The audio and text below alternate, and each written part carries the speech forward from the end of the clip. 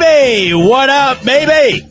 Rico and Bot in the afternoon, powered by BetUS, where the game begins. 125% sign-up bonus up to $2,000 via the link in the description below. Week 2 of camp has been off and running, my friend. It's already Thursday, and guess what, Rico? Today is officially August, and when you see the calendar flip from July to August, that means you flip your brain from whatever the hell else you were focusing on to football. The Bills had camp today.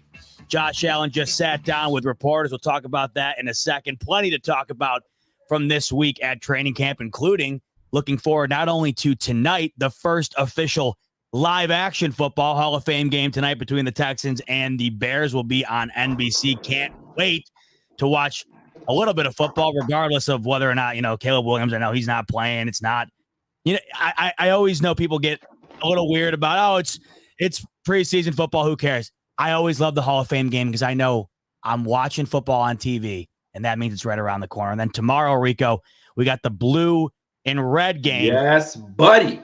Bills go to the Ralph, right? And they put on their talents for a crowd. So we'll be covering that tomorrow night as well. Rico will be out of town. I'll be going live, but he's hoping to join me as well. But we'll talk to you today about everything that's happened this week. But before that, Rico, how you feeling Thursday, August 1st? Where you at today, baby? Listen, man, this summer has gone by like quite quickly, but slow at the same time. If you feel like you've done a lot this summer so far, cool. When you have kids, man, it just goes by fast. Like next month, they're back in school, and like, where did it go? So that is the sad part, but the exciting part is football's around the corner. Fun fact, interesting fact. You were talking about the Hall of Fame game. I don't know if you saw this. I saw this somewhere on Twitter where it was the two teams that play in the Hall of Fame game statistically don't do well when it comes to the regular season and playoff time. And the team that I believe wins the the team that loses the Hall of Fame game is 0-8 when it comes to them going into the postseason. 0-8. First round, you're out. You ain't doing anything. And the team that wins is 4-5 when they go into the playoffs. So it's like, you don't even put me in that Hall of Fame game, bro. I want nothing to do with it. Don't put me in it. I'll take my chances just being on regular TV, and we call it a day. But yeah, man. So then, guess who's playing? It's the Bears and the Texans, right? And the Texans are slated to do very well this year. They'll probably, I don't want to say bust that myth per se, but it's interesting nonetheless. The two teams that will be playing. I mean, the Bears are just, you never know what you're going to get with the Bears. You got a rookie quarterback that looks fantastic in camp. You got a boatload of weapons on offense. They should do well, but you're also in a tough division. That NFC North is no joke. Detroit Lions ain't no joke. The Packers ain't no joke, and you don't know what you have with the Vikings. We'll see what takes place with the Vikings. So, man, but it's gonna be fun. The season's around the corner. We're getting it cracking. Week 2 of training camp. We're in what day? I think it was like day 7. Are we day 7 in camp? Or day 8? I can't recall. I think we're right around that. Yeah, we're right around that. And then next week on the 10th, so 9 days from today, will be the Bills' first training camp game. So, I mean, just like everything else, camp feels like it just started. In reality, we're almost 2 full weeks in it.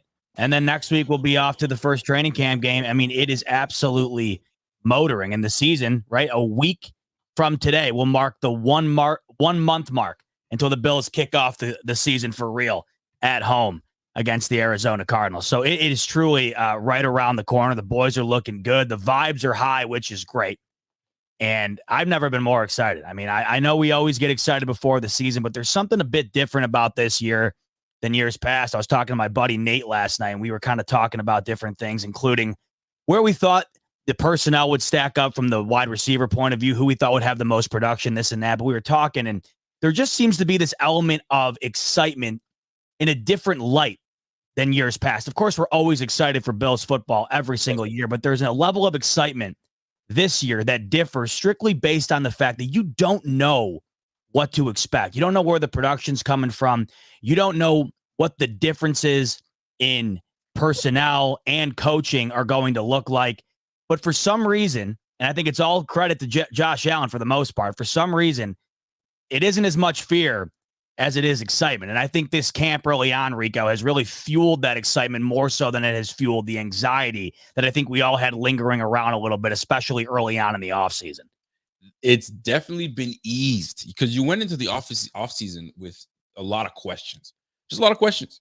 I mean, okay, so how's Matt Milano going to look when he comes back? Is Von Miller going to be the same player?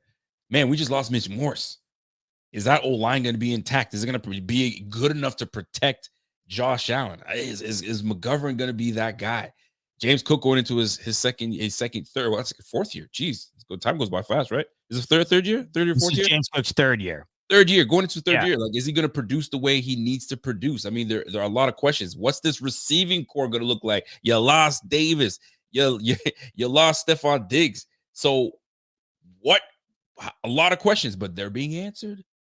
They are being answered in training camp. How it's supposed to. How's Von Miller going to look? Well, he's been looking and feeling like his old self. Okay, now. Matt Milano keeps stacking days of health.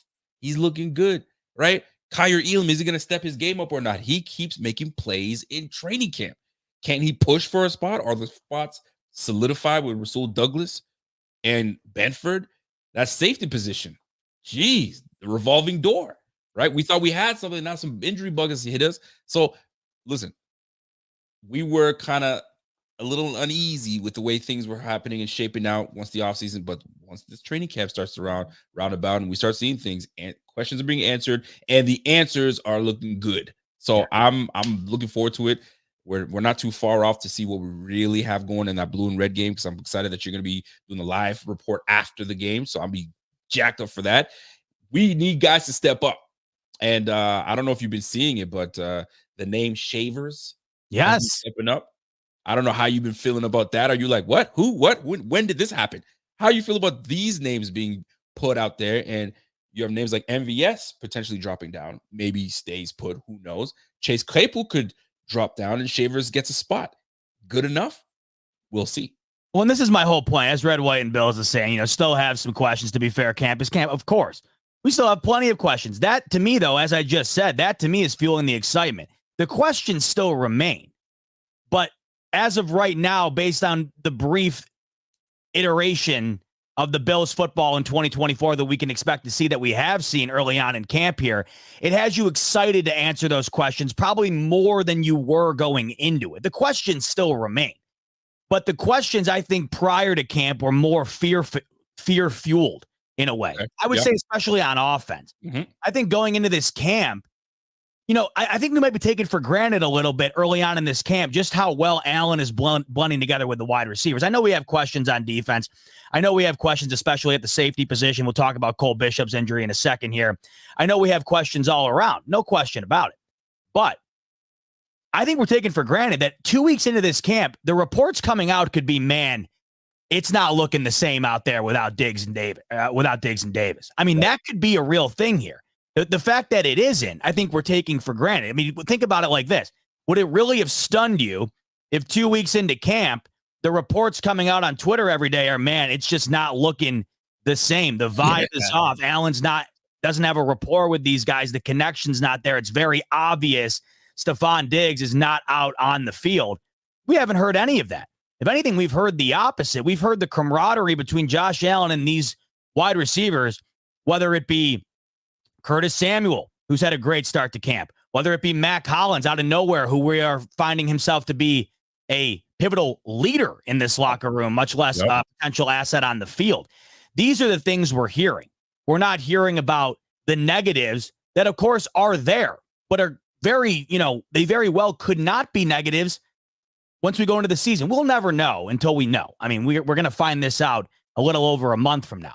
But my overall point is, I think 2 weeks into camp here, the vibe could be vastly different based on the fact that this roster is vastly different.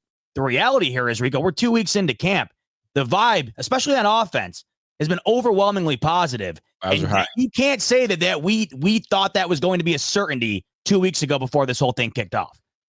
The vibes are high. I think people are now that you can actually see the team. Like the fans are going to training camp. You got friends and family being there, so now they're actually able to see it instead of just reading and taking our word for it and other beat writers and so on and so forth and content creators. They're seeing it for themselves. Yeah, they're seeing the real deal. Sometimes you got to see it with your own eyes to believe it. And a lot of these fans that are out there actually physically able to see these games and these practices are thrilled about it, and as they should be. They should be happy about what they're seeing and what's being displayed on the field. And the most important thing too is we're relatively staying healthy, right? We're relatively staying healthy. That's the biggest key point here. And Josh just keeps building chemistry. All I'm hearing and reading is that this boy's building chemistry, and everybody's got their day. One day it might be Keon Coleman. The other day it might be Curtis Samuel. Then it might be Dalton Kincaid. Then it might be Dawson Knox. Like, bro, it's not having to be consistently back in the day. Not that you want to hate on it because you love to hear it. Josh to Diggs, Diggs and Josh are back and connecting. And so now it's like everybody. So like when the time comes when you got to face the Bills, Arizona Cardinals the first week, bro, you pick your poison on where you want to go. And Josh Allen right now is on fire. The only thing I'm not on fire about is Josh Allen being ranked number 12 in the top. Oh, 100. No. We will get that. That deserves its own dedicated segment. Fasten your seatbelts, folks. You're in for a decent box a little bit later on into the show. Don't even get me there yet. We'll talk about all right first. All but right. I'm glad you referenced that, Rico, to tell the folks watching right now what's in store later on in the show, because that will be addressed. The one thing you just addressed that I'm glad you did, because it was talked about today by Josh Allen to reporters, and I love the way the question was phrased. I wish I knew the reporter. The Bills still have not figured out a way to get the reporters proper mics to listen. Don't get me started. I mean, I don't know what's going on. And I don't know if it's just them or if I think it's other teams too. I don't know how no one has figured out how to get the reporter's question as audibly sound, if you will, as the answer is by the player. But whatever. Someone asked Josh Allen today, Rico, and it goes right to what you just said. Perfect. You said everyone seems to have a day, right? Whether it's Kincaid's big day. I'll say this. Coleman seems every single day to have one big play. He had another one today. Sal Capaccio basically said, and he put it perfectly, the highlight reel play of the day. Basically saying you are due for at least one highlight reel moment from Keon Coleman every day. He had another one today. But every day it seems like some guy rises to the occasion, and then the next day it's another guy. And that all goes back to the point we've been making all off season, and that is expect this offense to go through a committee type base as opposed to being led by what we were accustomed to in a Diggs or a Davis.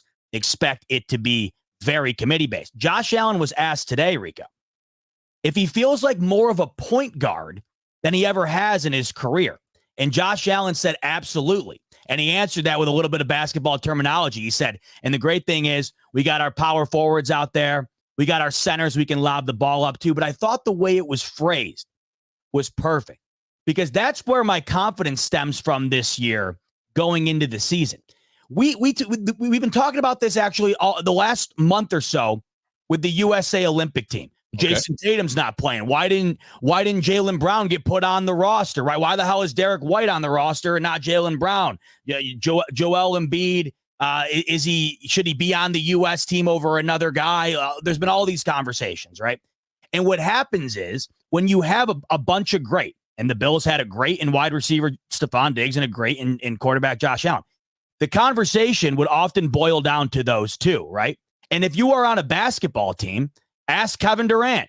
I mean, nobody more poignant than that when it comes to this point. Yep. When you have a bunch of other guys around you, sometimes the light might not shine as bright on you as you'd like, and that can cause some conflict. When you're the point guard, your main goal is to distribute the ball accordingly, no matter what. Whoever's got the hot hand that night, it's going your way. Just like, last year with the Dallas Cowboys game, we saw Joe Brady see the hot hand from James Cook. That's exactly where he went. Josh Allen more than fine with running with that game plan. Josh Allen is the point guard of this team, obviously. But the reason my confidence in him is at an all-time high going into this year, I think he has the best opportunity to be his best version of a point guard because he has the ability to distribute the ball evenly without any real eyebrow raising, I guess, as to where the ball is going to. Seems as though he felt that exact same way, Rico, and he used that terminology. He said we got the big center, we allowed the ball up to the power forwards. So I ask you, do you view his role this year more like that than it ever has been? And is that something that you're looking forward to? Is that something that you think he's capable of succeeding in? I'm so glad you brought this up. This is so great because if we're going to stick to the basketball, and you can even use soccer or football for those that know ball like that, but I'll use basketball because we're talking about basketball. So there are point guards, but there are different type of point guards, right? You've got your facilitating point guard, where that point guard just is a floor general. I'll call it Jason Kidd. Jason Kidd is your floor general. He's your facilitating point guard, one of the best in the game. And then you have your attacking point guards. Your guys like your AIs. Allen Iverson, attacking point guard. He'll give you the rock, but when push comes to shove, bro, I got this. 6 foot, I got this. So this is Josh Allen for you. Josh Allen, although will be your point guard, but he certainly will not be just a facilitating point guard. He's going to be an attacking point guard. So you better cross all your T's and dot all your I's when you're guarding me, because if you let one lane happen, one lane open up, I'm taking that lane. I'm taking that ball. I'm running it. Or listen, I got weapons upon weapons upon weapons, man. So you want to stack the box? You want to press me? All right, bet. Here's Kincaid. Here's Curtis Samuel. Oh yeah, here's Keon Coleman on the top, bro. Pick your poison is what I'm standing out to in this. So I love it. So point guard, whether you want to call him point guard, he's going to be the attacking point guard. Watch out for that. This is why I'm freaking pumped for this offense. I think I'm more pumped for this offense to see what it looks like without Stephon Diggs. And I love Stephon Diggs. I think we all love Stephon Diggs when he was here. He was a gamer. He was a baller. But it's time to see what the training wheels are off now. Training wheels are off. We got yourself a superstar receiver when you clearly needed one. Cole Beasley was great. John Brown was great. But you needed an alpha dog. You needed one. We gave you one. Now that you know what it's like to play with that, now you've got the experience. All sorts of defenses have been thrown at you. Now you don't have those training wheels off. Now let's see what you got with the young bucks on the squad. I think it's going to be great, man. I think it's going to be fantastic. The attacking point guard and Josh Allen, he's going to be great this year, and I'm looking forward to it. You know what I mentioned just a second ago, Rico, was Jason Tatum, Jaylen Brown. Of course, the two cornerstones of the championship Boston Celtics of this past year. When I think about these Bills, the one interesting thing about the Celtics that I loved about them, and whether you hate or love the Celtics, this is the truth. That team was as deep of a team and as much of a team. Sometimes the term team in basketball can get lost. Basketball is one of those games where it can go through 1 or 2, 3 guys, and the rest of the team kind of gets forgotten about. When you watched the Celtics go on their championship run this past season here, you had guys stepping up out of nowhere that were playing pivotal roles. They might not have been game-changing all game long, but they'd come in and have their moment, right? Peyton Pritchard would come in and hit a half-court shot before half. That was his role. You had, of course, Jaylen Brown and Jason Tatum leading the way, right? But Derek White is the other one, right? Derek White comes out of nowhere, plays the best basketball of his career, earns himself a spot on the Olympic team. Nobody saw that coming. Then you got a guy, of course, I mean, he's been playing ever since I feel like I've been alive, but Al Horford still playing great basketball. And then, even when you have guys go down like Kristaps Porzingis, you find a way to rotate. It's seeming very comparable to me right now, Rico. This team, whether you have your guy, you might not have the additional guy right now like you would Jaylen Brown and Jason Tatum, but you at least have one of those guys. And then you have these other guys that, they might not be the most popular A-list star in the league, but I'll tell you, I feel like every one of these guys brings something to the table that's going to be able to morph together and be successful for this team in collection as opposed to individually. I can't agree more, man. Like, you're nailing it. And the fact of the matter is they built it purposely like this.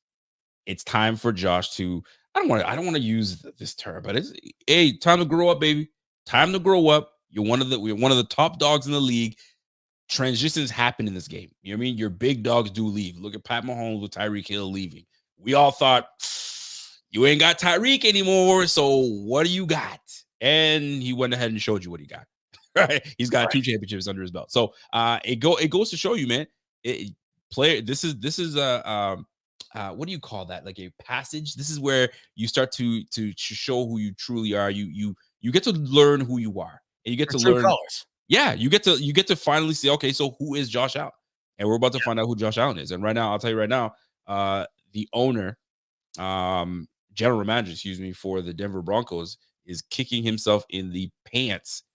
Because he's about to learn who Josh Allen is over and over again. And thank you very much, man. This is what I was trying to say, the rites of passage. The rites of passage. That's exactly what I was trying to articulate, but I couldn't quite get it there. But yeah, man, it's a rites of passage. It's now. It's there. You're at the impasse, and now it's time to show us what you got. Everything behind you, you've learned. You've come a long way. What are you, 7 years into the league now? Bro, you're a vet now. So let's go, baby. Show us what you got. And I'm totally here for it. I think we're all here for it. Training camp has been proving just that, because every day you're hearing solid things. Yeah, there's going to be some days where he threw 3 picks. Absolutely. But then you got 3 days in a row where he's just lighting cats up. And that's exactly what you love, man. I love to hear it. So great. It's just a good feeling to know that Josh is coming into his own, and he could lead this team to some big things, some really big things. Glad you mentioned that quick take there from not just the general manager of the Broncos, but of course an all-time legend at the position, which just goes to show you there's some NFL executives in this league, Rico, that might know what they're talking about a little bit more than maybe others who think Josh Allen is overrated. I would say John Elway probably has a bit more credence towards the knowledge of a quarterback and what he brings to a team than maybe this other NFL executive who clearly doesn't know what the hell he's talking about at all. But as you just mentioned, the GM currently of the Denver Broncos is John Elway, and he said that he feels, as the GM of the Denver Broncos, that it will be his biggest mistake as the GM not drafting Josh Allen when he had the chance back in 2018, was it? Oh, yeah. That just goes to show you. Now, the beauty in this, and I thought Colin Cowherd laid it out brilliantly when talking about this. And no one defend. This is why you got to love Cowherd. I know everybody's got their guys and whatever. Cowherd defends Josh Allen till the end of time. He does. There's very few of those anymore. I mean, you got to kind of look for him now for whatever reason. But the point made was that Josh Allen coming into the league was never supposed to be this. So to John Elway's defense, I don't know if it can be his biggest regret, because there's no way he thought Josh Allen was going to be this. You got to give credit to Brandon Beane, but I think even if you were to have put Brandon Beane on a polygraph and asked him, do you think Josh Allen will be this? I don't know if he thought he'd be this.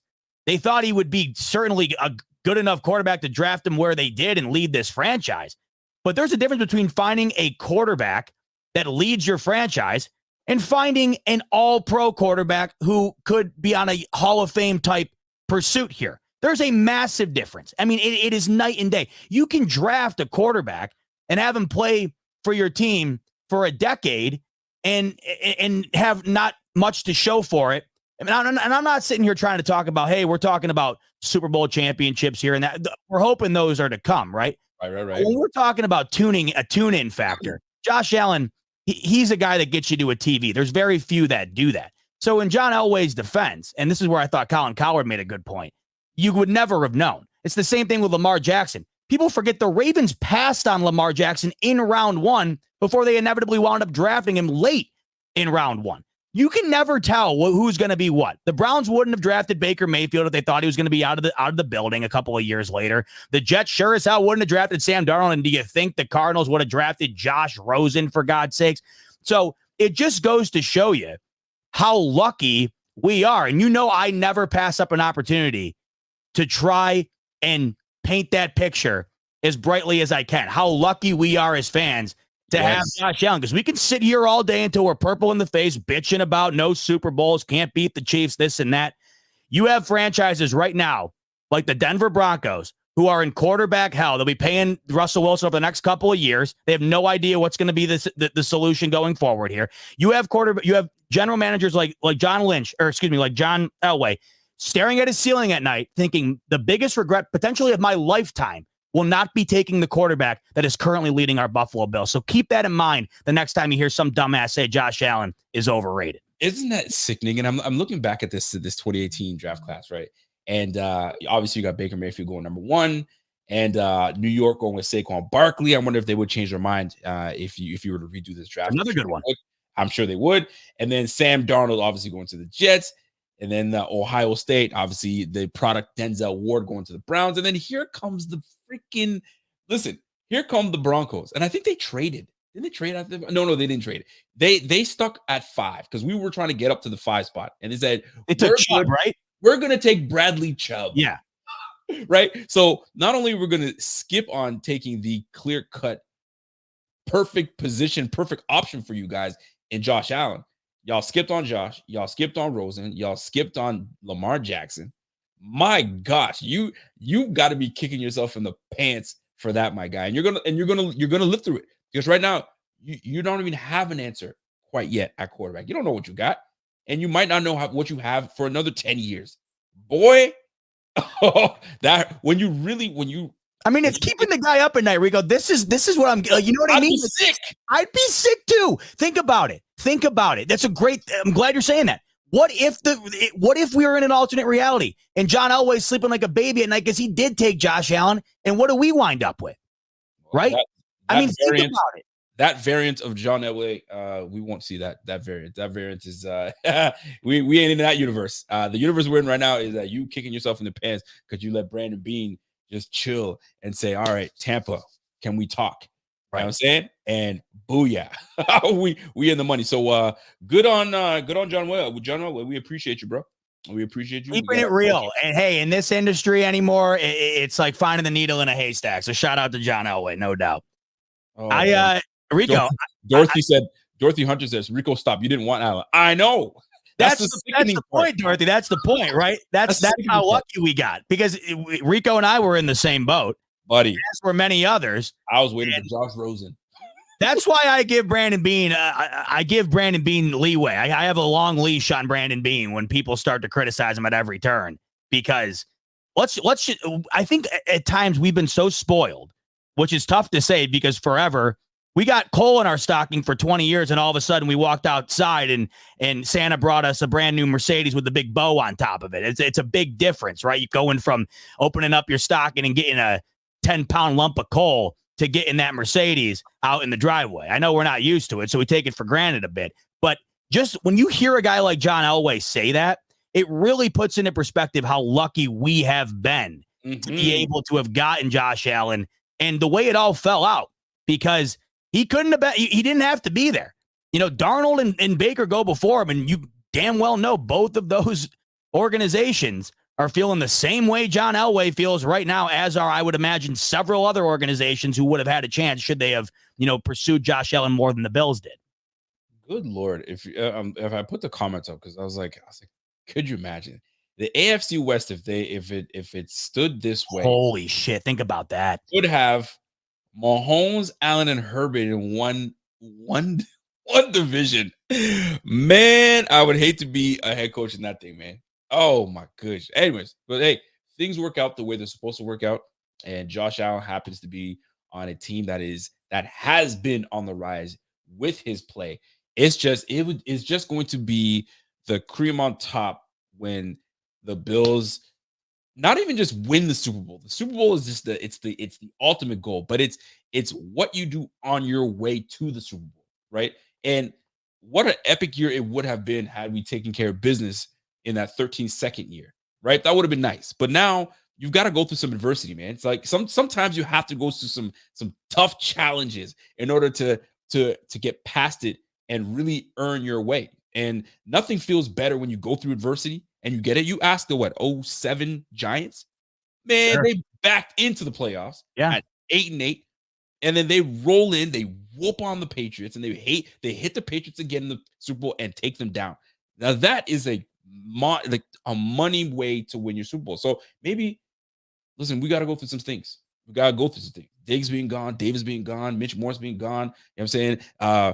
The hit article that was put on McDermott, we rattled through all that stuff. There's a whole lot of things that have to go down, right? Elam on the verge of being called a bum, and now he's surging, and maybe he plays a pivotal part this year. Fam, this could be it, man. But we'll see. One game at a time. One game at a time. Exactly. One thing we're going through right now, Yep. and like you have mentioned, we are remarkably healthy, which is a great thing. But of course, when the boys are hitting each other, somebody's bound to go down for at least a little bit. It's the nature of the beast in this business. And one guy that has gone down early on in camp here is a position that we cannot afford. I mean, it's funny, Rico, the one position we were talking about and we were saying, man, you know, if we can spare injury anywhere this season, it would be in the secondary at the cornerback and the safety position, just because of the lack of depth there. We seem to be somewhat okay with the forefront of it, but as you go deeper down the lineup, that's where we feel like things could get into murky water quite quickly. The guy who has gone down early on in camp here is, of course, Cole Bishop. Very promising future, hopefully, for Cole Bishop in Buffalo that we think could start in a rapid way this upcoming season. He has a shoulder injury currently. He's out week to week, and we thought nobody better to bring on than the legend, Thigh Doc. Now, before we bring him on, I want to mention, because we had him on last week, and Thigh Doc came on, and he told us some unfortunate truths, okay? He told us some realities. Rico and I come on here, and we get very excited very easily. You guys know this. And we got to get a professional like Thigh Doc to come in sometimes and tell us, hey, there's reason to be excited, but there's also reason to be cautious because this is the way that these things go. And we have every reason to be cautious because a guy like Matt Milano, for instance, very excited to have him back. And we should be, because when he's out there playing, nobody more exciting to watch on the defensive side of things than Matt Milano. But we do know that the injury bug has bitten him more than once. So you guys, when it comes to Thigh Doc coming on and talking to us, and I think he's got some good news for us today, which is I'm excited about. But I just wanted to preface, Thigh Doc isn't coming on here to rain on anybody's parade. He's coming on to give us what we need to know. So always keep that in mind. If it's not what you want to hear, believe me, it's not what any of us want to hear, and it's not what Thigh Doc wants to say. But we're glad and thankful for Thigh Doc coming on and giving us the truths. And we're going to bring him on right now to give us the truths on Cole Bishop. TD, give me that grand reveal. There it is. I knew he was working on something. You drinking on the job today? It's only Thursday, Thigh Doc. Yeah, I am. How are we doing? So we're doing good. The question is, how's Cole Bishop doing? I've been stalking your Twitter today, and it looked positive. How are you feeling? Talk to us about the injury and where you're at with it. Yeah, so the clip I got from the practice, I wasn't sure if that's the time of the injury, but it would line up because it was like one of his last plays before he came. I'll set you up as you talk. But the moral of the story is the way he landed on an outstretched hand as he came down. And a lot of times that's common with a wrist injury. Wrist injuries are not good. They usually take quite a bit of while to come back. So I thought maybe wrist or elbow the way he came down, but this is the best case scenario that it's actually a shoulder injury. It's like watching the Zapruder film right here, Thigh Doc. It's it's not good footage. I think some fan just put it up there. But yeah, he comes down on the left arm and then kind of barrel rolls and then lands on the point of his shoulder as he's kind of rolling over. So what is that mechanism of? That's an AC joint. So if you're looking at this model here. You know what? You can actually put that graphic up. You got this one right here, right? Yeah, that you were using? Yes, exactly. Sir. Yeah. So it's where your clavicle meets your shoulder blade. That ligament is sprained now. Click on a little further. Sometimes you'll see people with like a little speed bump there sticking out of their shoulder from an old AC joint injury. It's very common. So more of the story is this is like a 2-week injury. Wow. Give or take. If someone's in season, they'll come back in a week. But if you're in camp, you're going to at least sit out for 2 weeks. So this is good news, guys. Wrist would have been bad. Elbow, not too bad. I'd say AC joint, best of the 3. AC joint. So you're looking at week to week. When someone mentions week to week, are we talking about a month, right? Or is it really a week? But then we'll take an extra week just to kind of see where he's at. When I hear week to week could be I'm out for 2 months, week to week, right? So yeah. In this case, you feel it could potentially be 2 weeks. I think 2 to 4. 2 to 4 is usually yeah. I'm big. So you can get bad ones. I mean, it can totally tear grade 3, and this clavicle can come up really high. Looks like let me give you the full shot here. Go ahead. Yeah. So this is the clavicle. This is the shoulder blade. Where the clavicle meets the shoulder blade, this kind of lifts up. So sometimes people get a piano key sign where it's like a grade 3 sprain, and this is like way up here. Those ones can take up to a month.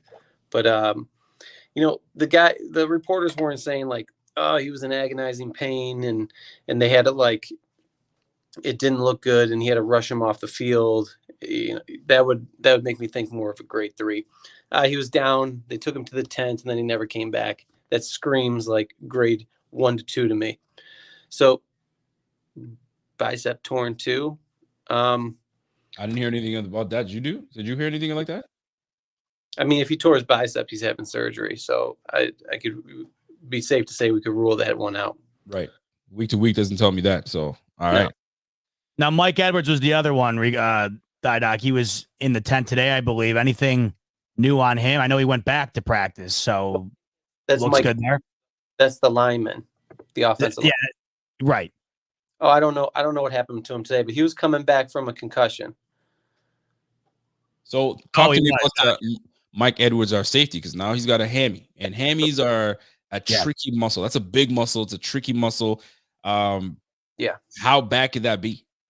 Again, 2 weeks. 2 weeks? I thought it would be way more than that. Nah, it depends.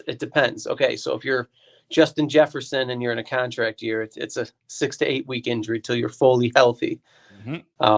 But 2 to 4 weeks, depending on the grade. If it's a low grade sprain or strain and it's in the meat of the muscle, no, 2 to 3 weeks. If it's unfortunately a tendon injury, so that's like the top of the hamstring where it inserts into your buttock, those can last a long time. But I'm guessing Edwards. I was at that practice that he got twinged. He just pulled up on a 1-on-1. It didn't look like he got shot, went down, pulled his leg. It almost looked like it cramped up on him, and then he just pulled himself out. So it's a low grade strain, hammy, 2 to 4 weeks. I mean, 4 weeks till you're fully healthy. But this guy will be back at practice. I would assume in about 2 weeks. So I know that we're limited on your time because you're working, you're saving lives, and you're saving careers out there. What you do, or your overall thought process on how healthy this team is, with the injuries that we've sustained. What's the most concerning to you? And if it is, what do those look like? Is it one of the things that team is going to start listening? We got to start looking at, because they acted quickly when these safeties went down. Boom, boom, Kareem Jackson in. And now you bring another one in. So they act quite quickly. So I feel like when you sign 2 guys, it might be more serious than I think. Does that concern you in any way? Or for the most part, we're pretty healthy and this is just protocol?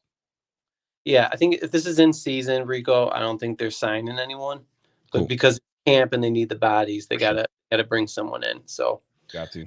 I'm not concerned with any of them, to be honest. AC joint, like if he got rushed back, say he was pressed to play next week, he might tackle someone and it hurts and he's got to pull himself out. But in a camp situation, we're good. He can rest it till it feels real good.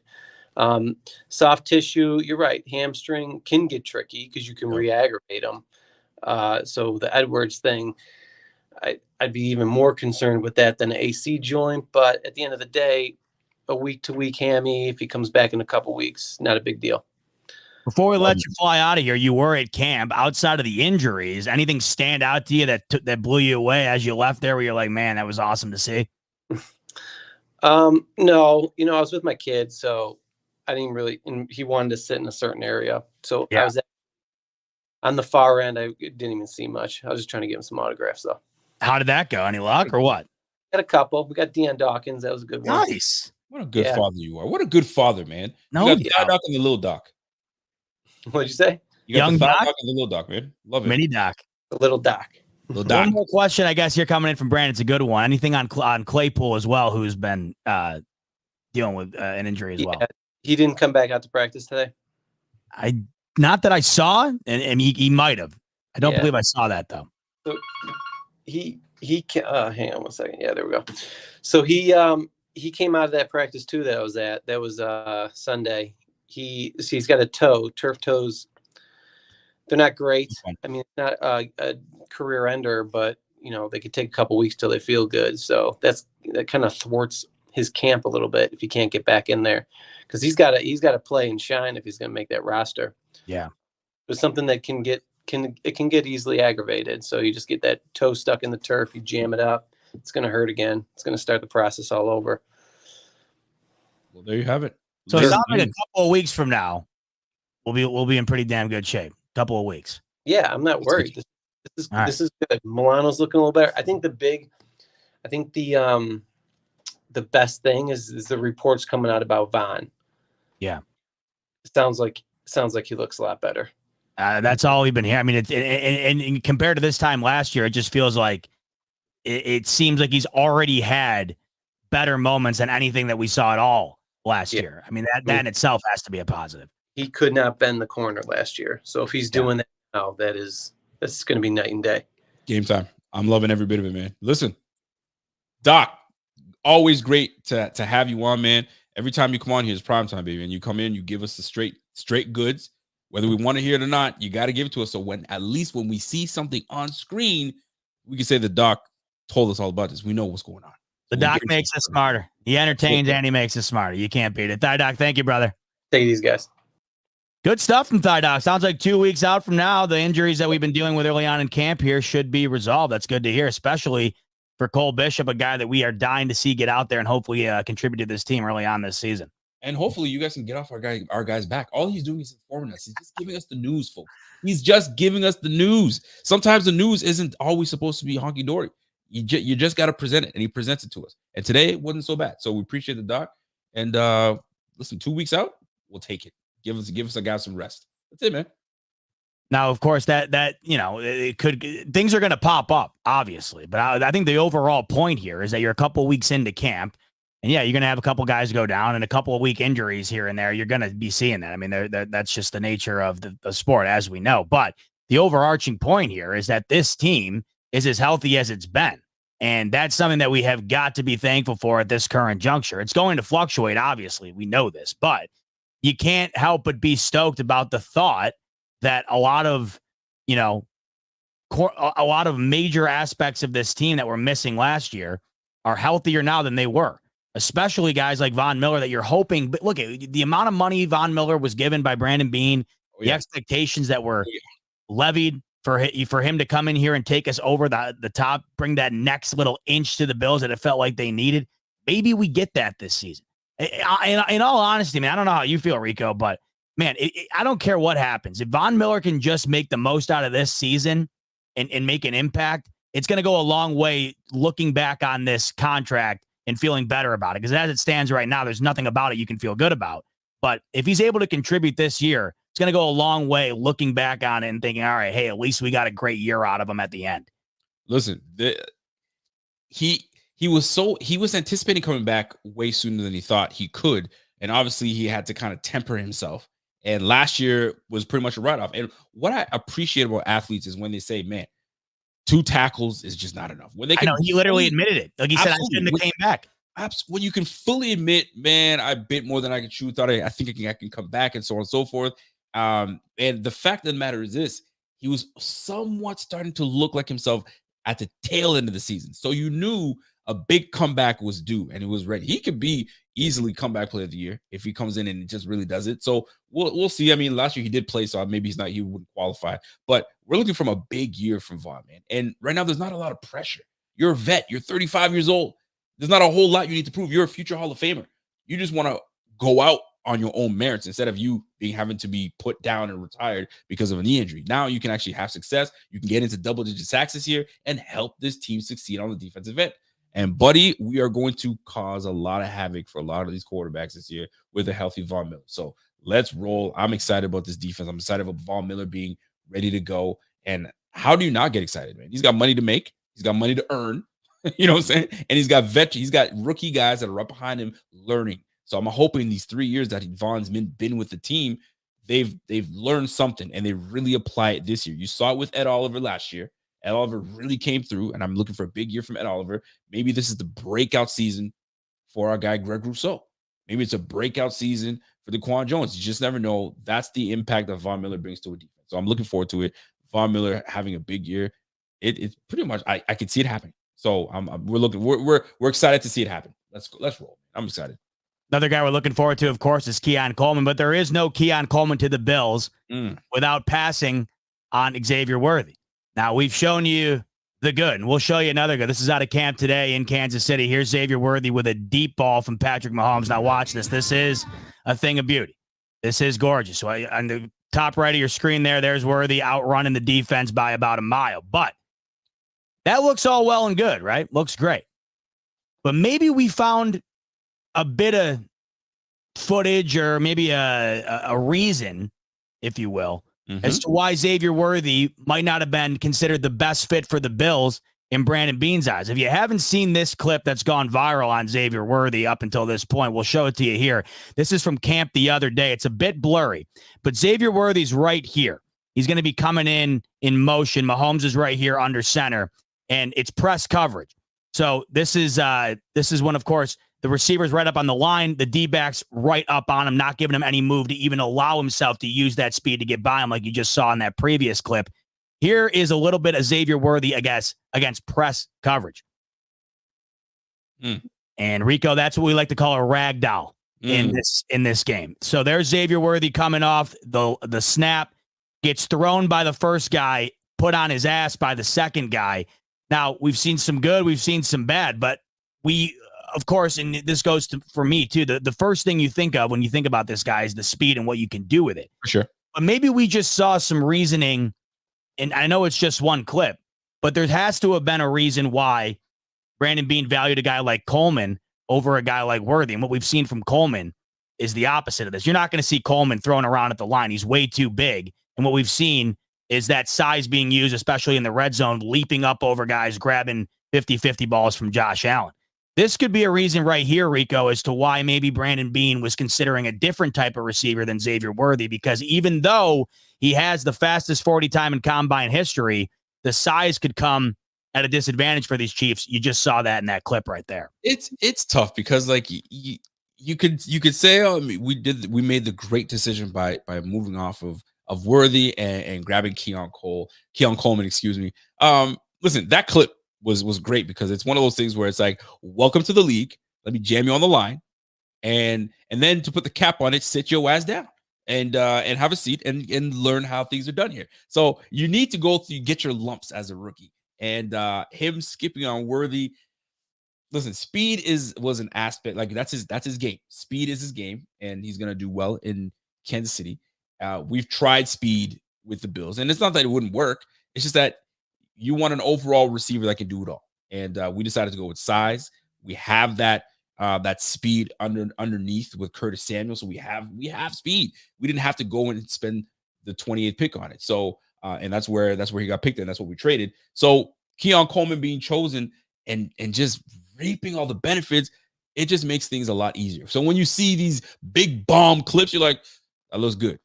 And then when you see him getting tossed to the ground, that looks good too. But then what makes it even better is when you see Keon Coleman connecting with Josh Allen. Keon Coleman catching everything. If you watch Keon Coleman, he's making acrobatic catches that you're like, damn, how do you catch on? How do you hold on to that? And now you've got more confidence being built. You got more chemistry being built. And now Josh Allen's going to not even think twice, man. Go up top. I got you. Go get it.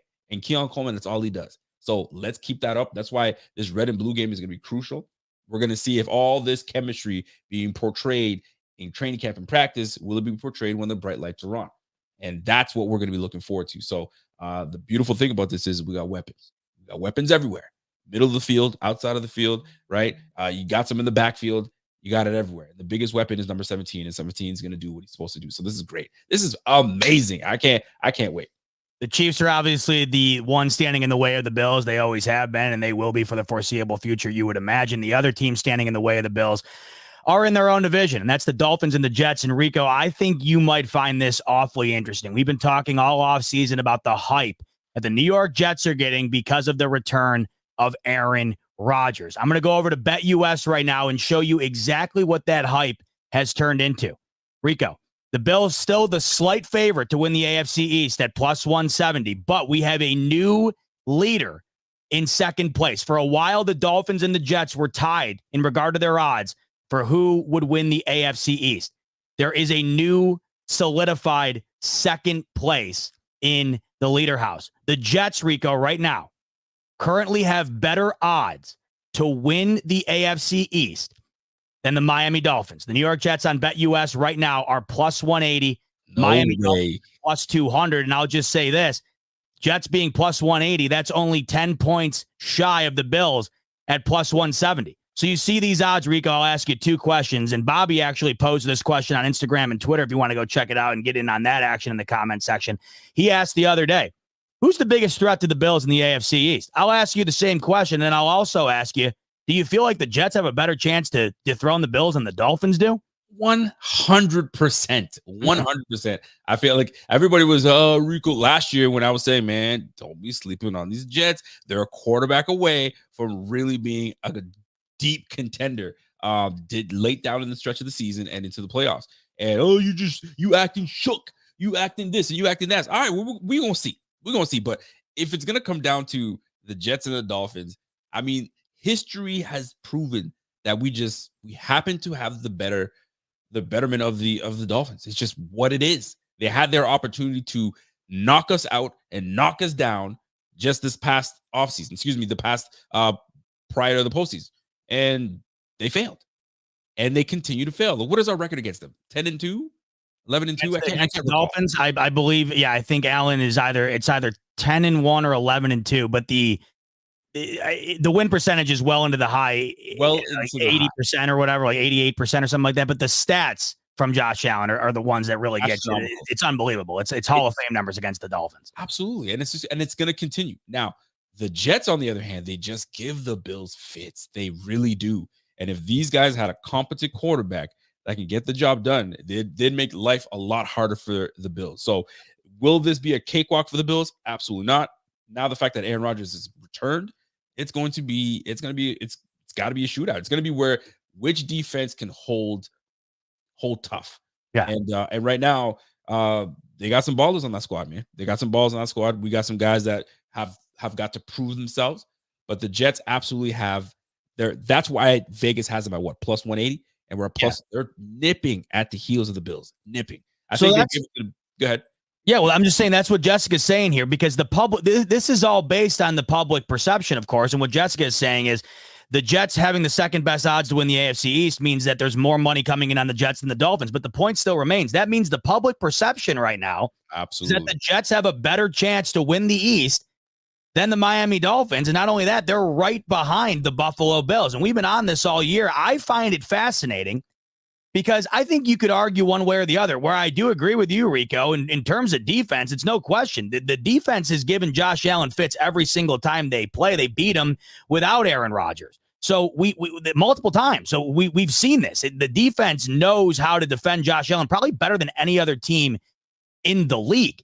But the question is, of course, health. And the other question is the Dolphins have, at least, I know they haven't won a playoff game in near a quarter century, but they have proven over the last several years that they're close to it.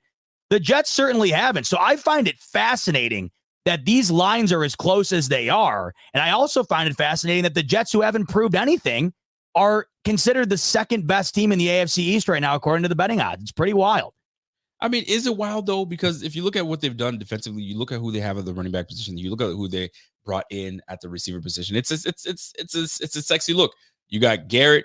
They brought in Williams from was it Williams they brought in from Mike Williams? That's right. They brought in Mike Williams. You got Breece Hall. So they've got some returning players. They've improved their O-line vastly. So they've made the improvements necessary in order to A, protect Josh Allen, B, go toe-to-toe with Josh Allen, and the defense that just keep building it to take down Josh Allen. So they're going to be the biggest threat.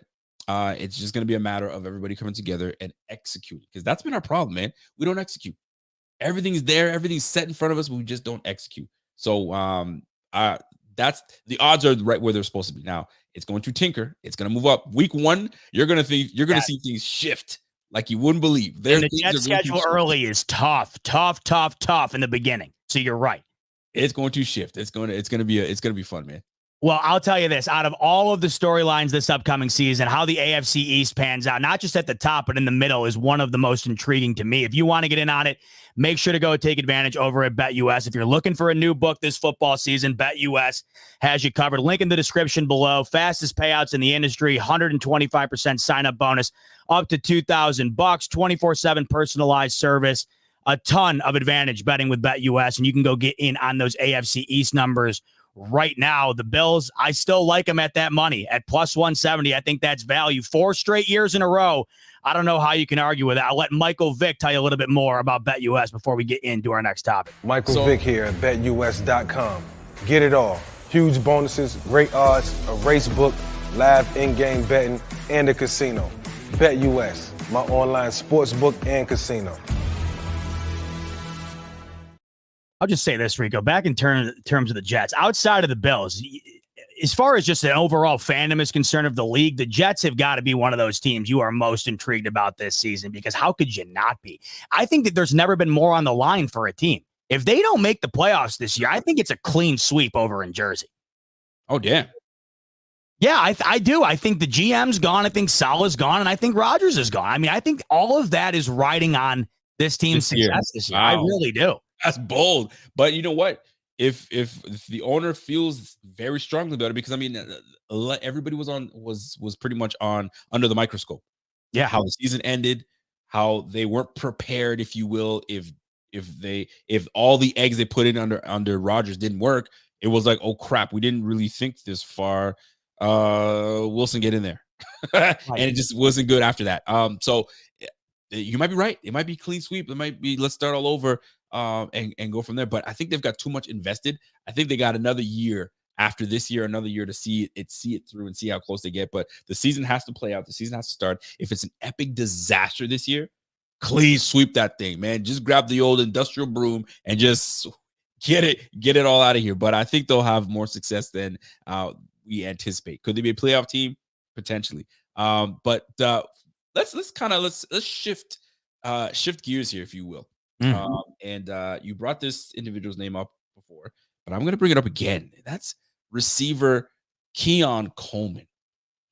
Ladies and gentlemen, we weren't sure what we were going to get in Keon Coleman. We knew he was a big body.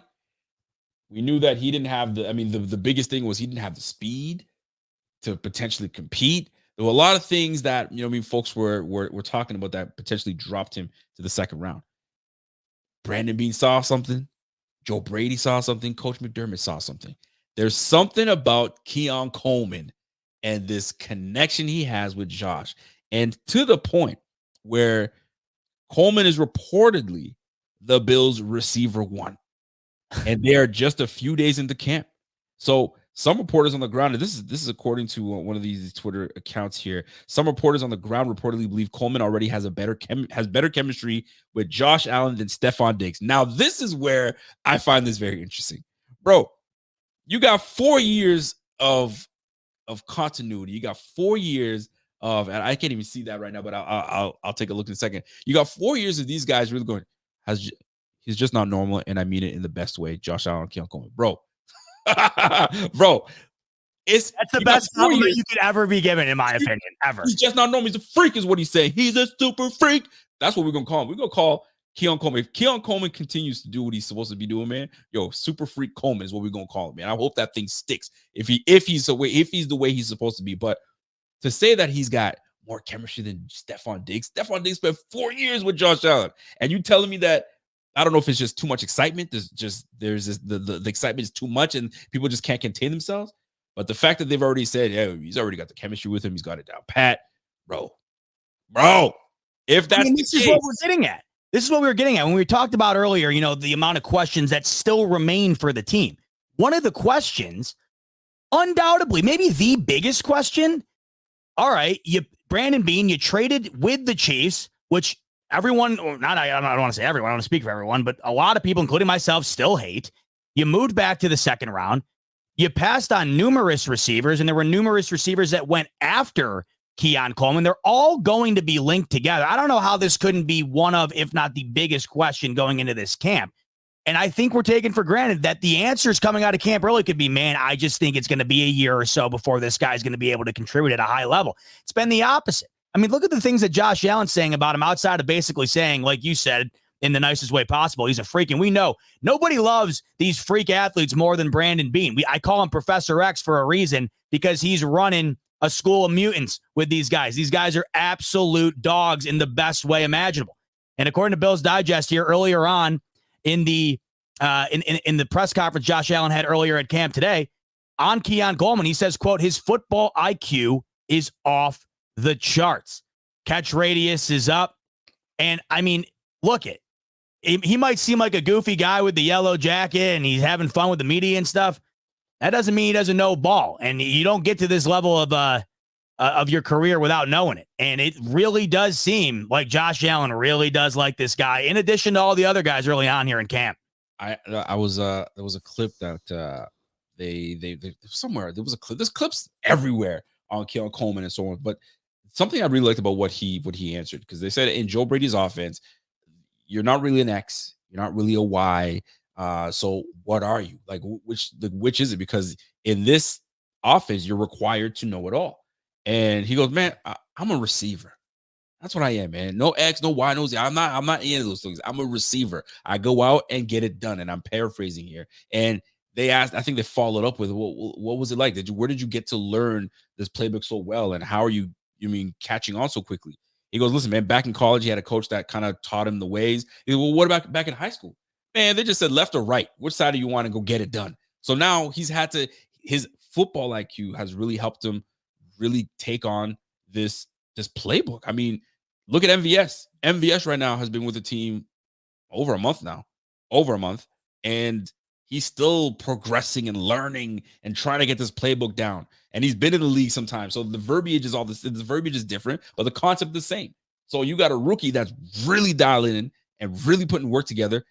Keon Coleman could be special. This guy could be special. So which then makes me follow up on this question. You're a fantasy player. You got fantasy players in this thing. And I was thinking about this on my way home listening to satellite radio, and a segment on fantasy football came up, and they were talking about Khalil Shakir. We haven't really spoken on Khalil Shakir because we've been too busy talking about Kincaid and Keon Coleman, Curtis Samuel, and the guy that we were most excited about going into year 3 was Khalil Shakir. So then it got me thinking, if you're looking at this from a fantasy standpoint, and you're looking at this adding to Bills weapons, who comes off the board first? Dude, if you're picking, right? And every one of them, I mean, let's just say 2 rounds go by. You pick the running back, you pick the quarterback. When is it too soon to pick any of these players? But who do you pick up?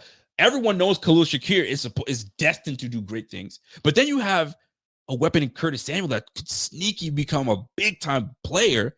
But then you got your tight end in obviously Kincaid that is going to do work. But then do you forego the rookie receiver Keon Coleman? Where do you go? Who's the top dog? Like from a fantasy standpoint, who stands out? Who do you pick? Do you pick Curtis Samuel over Keon Coleman? I had this exact conversation with my buddy last night. We took 5 guys and we ranked them from top to bottom in terms of what we thought the production would be from top to bottom. And here's how I ranked these 5 guys. I had number 1, Curtis Samuel. Wow. Do you? I think early on, the most veteran presence out there, hasn't played with a dog like Josh Allen, hasn't played with anybody remotely close to the talent level of Josh Allen. I think it shows. I've been on record saying I think a career year is in the wings here for Curtis Samuel. Number 2, Dalton Kincaid. I think he's going to be incorporated into this offense far more than he was last year, not only because he's good enough to do it, but it's going to be necessary. I think we're going to see the involvement of Kincaid. He's going to get in the end zone a lot more. They're going to utilize him a lot more in the red zone. Going to be a big year for Dalton Kincaid. Number 3, I had Keon Coleman. I think that what we've seen early on here, there is going to be some splash plays from Keon Coleman that you might not expect from a rookie. I'm starting to feel more comfortable in saying I anticipate seeing more splash than I see more non-existence because of him being a rookie trying to get acclimated to the game. I think he's going to be 3. 4, I had Shakir, because I think Shakir is going to play a role that he's similar to what he did last year, which was perfect. When you need a sure-handed catch, Khalil Shakir is going to be that. I don't think Khalil Shakir is going to be the guy you're trying to get into the end zone from play to play. He's not going to be your deep shot guy. I think he's going to be your intermediate guy that's going to move the sticks for you when most necessary. He probably has the most sure hands out of all these guys. I don't know if that translates into massive numbers, but what I think his role is exactly what I just said. Sure-handed catches that are going to be able to tic-tac you down the field. I think that's exactly what he brings, and he brings it in a great way. Obviously going to evolve on that more so than last year, but that is what we saw from him last year. When you needed to move the ball in the intermediate game, nobody was better on the field than Khalil Shakir. And then at 5, I had Mac Hollins. I think Mac Hollins will. Yo, you tripping? I think he'll contribute, but I don't think out of all those other guys, I think he's at the bottom of those. Wow. Z-Bot. That's hot take, bro. You'd put Hollins in front of any of those guys? No, I wouldn't. To be honest with you, I didn't have Hollins in my list. Oh, we only went one tight end, by the way. We didn't do Knox. That's fine. That's what I respect it. You have somebody else then. I'm interested. Let's hear it. Well, I probably didn't really preface it to you because I just said receivers, but weapons altogether. And we didn't include James Cook, obviously, as well. And you didn't even wince his name. You didn't even. No. This was strictly just downfield catching, and we didn't include the receiving numbers from Cook. I'll take it. So here's how I had it. Cook would have been easily probably 2 or 3 on that list for me. 2 or 3? I respect that. I'll take James Cook out because that's not fair.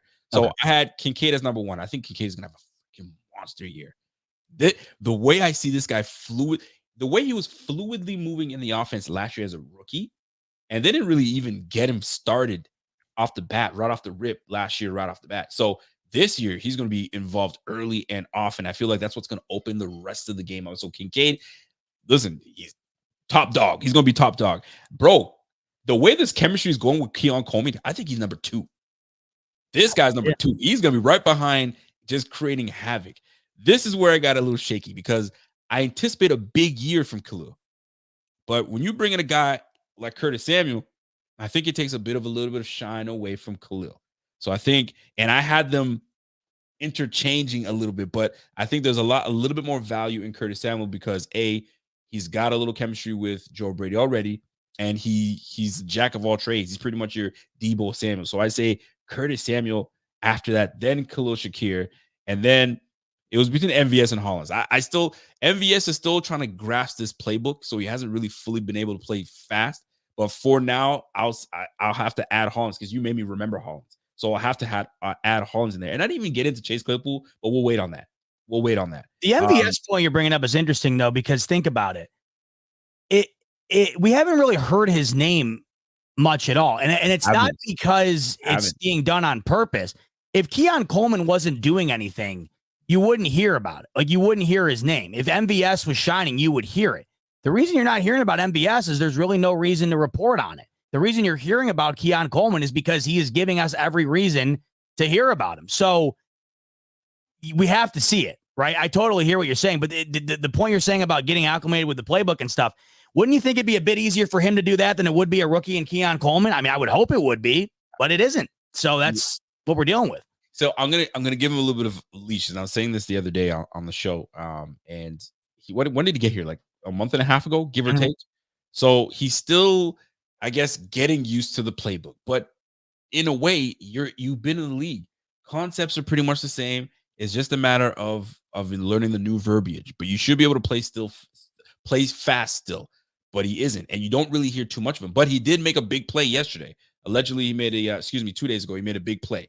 So it's a matter of opportunity. Maybe this blue and red game, he comes out and just, okay, that's why we brought him. But if he's silent yet again, and he continues to be silent, and those names that come up like Tyrell Shavers continues to do big things. Even Claypool is making some noise a little bit. And Mac Hollins seems to be loved by everybody. MVS, if he keeps bullshitting and really not taking full advantage of with Josh Allen, his time with Josh Allen, time with the ones, bro, he could see himself out. But there's money attached to this. He's got a year. He's got $1 million guaranteed, and then there's dead cap hit. So if we cut him outright, that's $2 million. Are we really trying to move on from $2 million? So that there comes in play in there. Or like my man Buffalo New Yorker says, is spot number 6 between Claypool and MVS.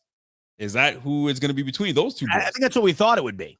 Man, I thought Mac Hollins was going to be in that. You know what I mean? 5. No, that's a good point. 6. I didn't realize the leadership role. Man, That changes things for me. I didn't realize that. I think that matters, especially with this type of team you have this year. You know what I mean? He's a lock. Yeah. He's number 4 right now. So No doubt. 5, 6, 7, Shavers, Claypool, MVS. Let's keep it a buck here. Money aside, let's just say there's no money guaranteed to any of these cats. Bro, if Shavers continues to do it, and they've been developing Shavers, I don't have any connection to MVS. Bye-bye. See you later. Sure. You know what I mean? So that's how we've always been. We don't care who the hell it is. We don't care who it is. If you're balling more than another guy, get out there. We have no names attached to this. No time spent in the league attached to this. It does not matter. So for those, I mean, and look, a month ago we were like, here your 6, MVS, Claypool, Mac Hollins, and we didn't even think about Shavers. We didn't think about anybody else. And Justin Shorter could still be in the mix as well. I mean, I'm throwing that out there because that's there. And then you got Hamler that's in that mix as well, who's going to return kicks and punts. So it ain't over yet. Are we keeping 7? Heck no. We ain't keep 7 in 5 years, 6 years. It ain't about to start now. And you got Dawson Knox, Quentin Morris, and you have Kincaid. We keeping 6 receivers, bro. That's it. So somebody's got to step up.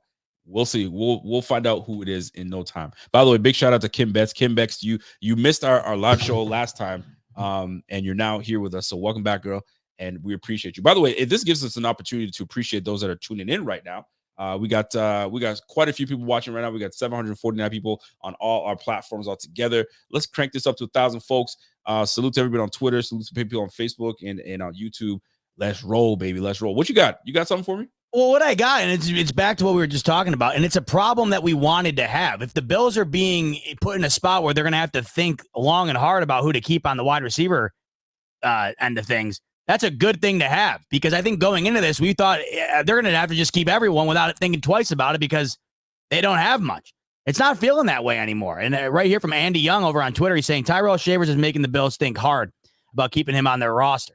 A lot of guys never really gave me a chance, but I'm here now. He's been looking good for a guy that no one thought much of. And like we were just talking about, I know you said that we've never kept 7 before. I just wonder if this year, in terms of there being so many new bodies and in terms of there being so many guys that I think are going to contribute towards that communal type of production, maybe they do keep a guy more than they typically do. I wouldn't be shocked by that, because I think it's easier to get rid of a guy when you have a Diggs and you know that he's going to be taking the majority of the pass share.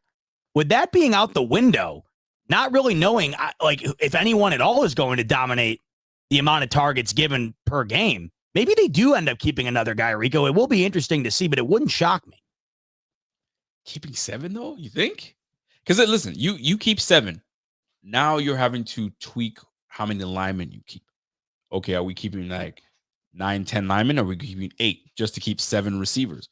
Are we going to keep less defensive linemen? Are we? I mean, so like it impacts the rest of the team. So when you're sitting here going, nah, we need depth at linebacker. Did you see what happened to us? We got depleted last year. We had to call, AJ Klein, and this brother retired now, and he's like, I'm retiring, but keep an asterisk next to my name, because if the Bills come calling, I might just come out and play. So I don't think we're going to jeopardize the numbers in terms of other positions, because we need depth at lineman, we need depth at D-line, and we need depth at the linebacker position. And you can never have enough corners.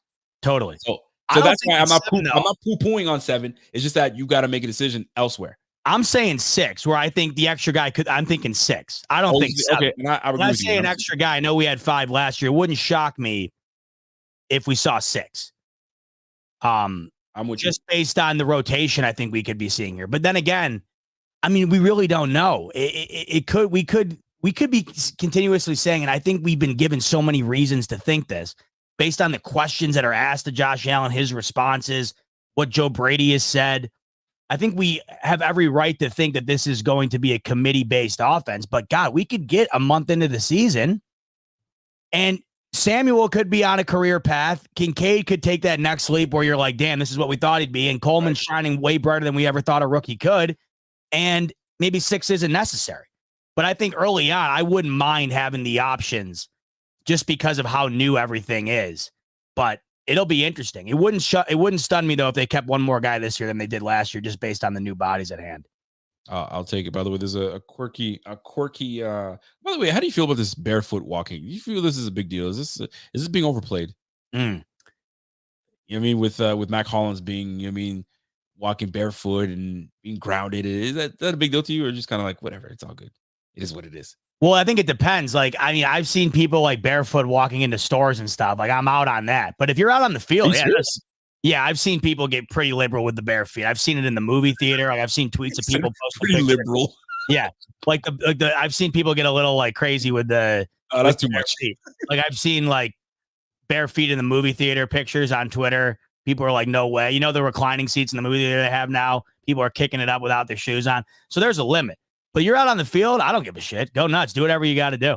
Side note. Because I have a lot of American family, and I don't know if it's an American thing, but and especially in places that it doesn't snow, walking in your home with sneakers on. I've never understood that. I know a lot of folks that just they don't take their shoes off when they're in the house. And even some Canadians do too. Like, you mean just like keeping them on the whole time? Keeping them on in the house. You walk in the kitchen. You in the living room. Man, that's wild to me. And I've walked in some friends' houses, and I'm ready to kick my shoes off. They're like, oh no, don't worry about it. You're just that's the amount of things that we walk on around. People walking their dogs. You know what I'm saying? You walking downtown. The amount of urine, throw up. I mean, garbage everywhere. And you just tracking that into the house. Wild to me. I'd never understood that. So when I hear barefoot walking, and you said pretty liberal for someone walking to a grocery store, fam, that's wild to me. If you're coming in the house, obviously, I think if you don't have the courtesy to at least attempt to take the shoes off right when you come in, that's a bad sign. Like, you should at least attempt. You can't just walk in and keep them on. At least attempt. Now, here's what I'll say: if we're like hanging out, yep. And it's not going to be in the house as much as it is. We're just going to be here for a minute, whatever. Keep your shoes on. That's more than fine with me. Am I standing at the door? Or am I coming into the house? No, you can come in. Like, we're going into the kitchen and stuff. I don't want you like walking up to the bedroom and stuff with the rugs and stuff. That's fine, in my opinion. But if we're like kicking it, watching football at the house, you're not leaving your shoes on. That's nuts to me. One, why? And two, it's just uncomfortable among anything else. Like, why would you want to lounge around with your shoes on? But I know some people who like lounge around with jeans on.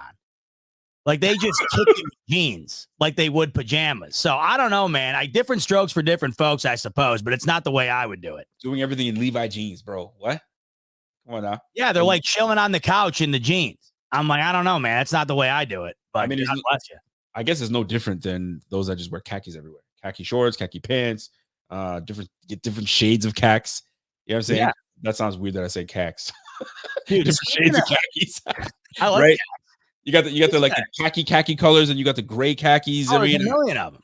You got the chinos, the dark chinos, the light chinos. I mean, you got a bunch of them. You even got the what's that? What were we gonna say? I was gonna say, speaking of differences. So me and Caroline, we went and I got a new car yesterday. I had to get a new car. The Tesla was up.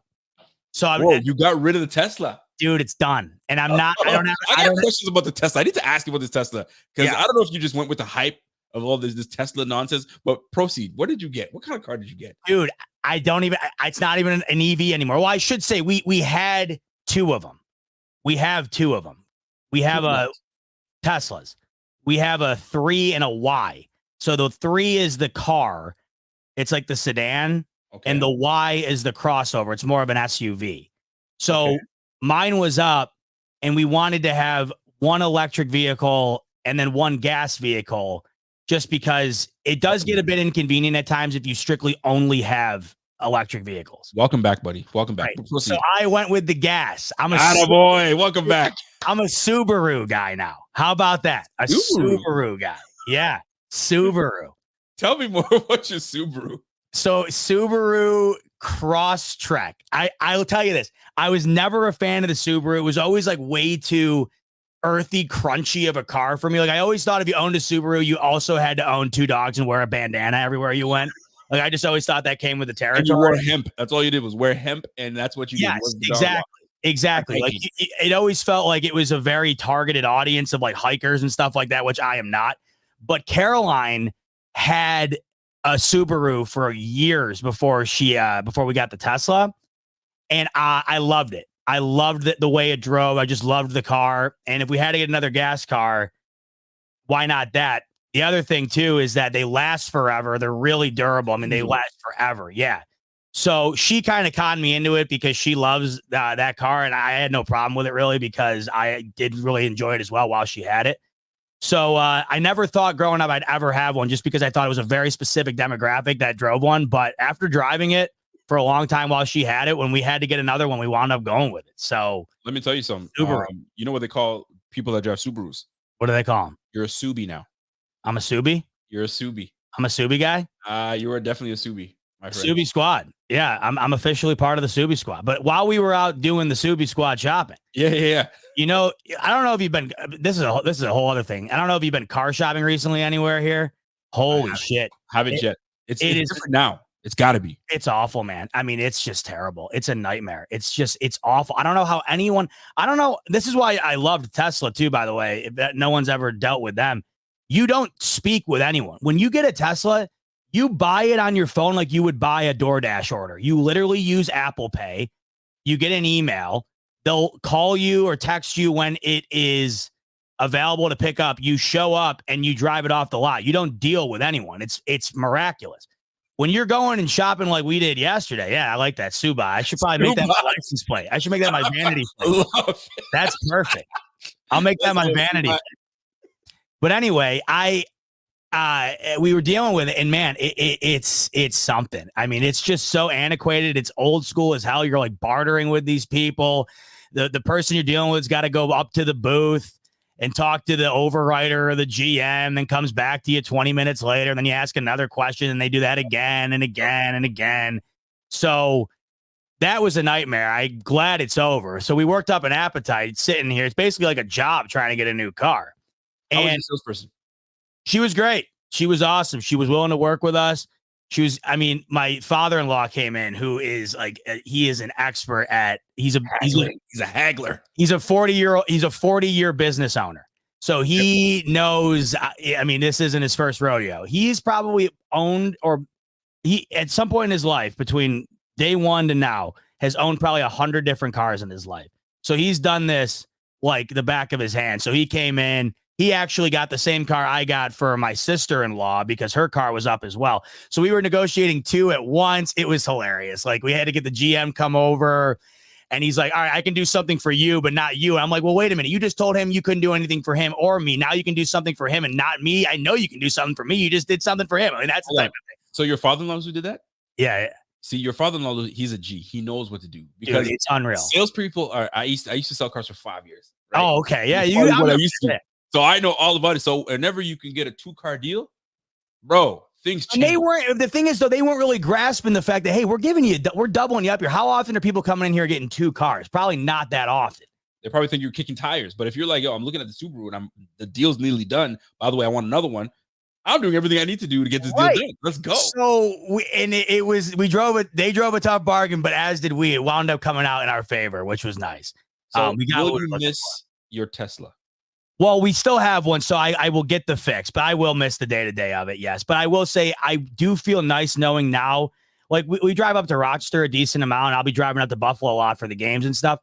This is where it'll be nice. When having an EV is really annoying when you're making trips like that. When you do have to stop and charge, I'm so used to it that it really isn't that big of a deal to me anymore. But I completely understand the vast majority of people out there who would never want to do that. Because it does make a 5-6 hour drive. It does turn it into about a 7.5 hour drive. There's no doubt about it. So now it won't be. How long are you stopping for? Well, so from like Connecticut to Rochester, you probably got to stop twice, and it'll add up. It'll probably add up to about an hour. You have to charge for an hour?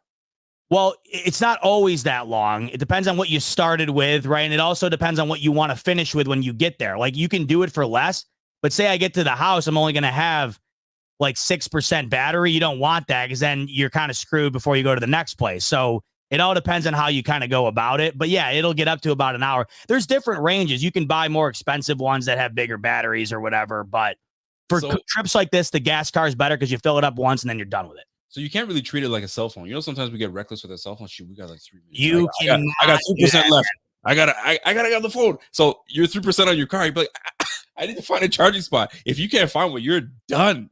Dude, one time it literally said 0. I was geeking. I was tweaking. I thought I was screwed.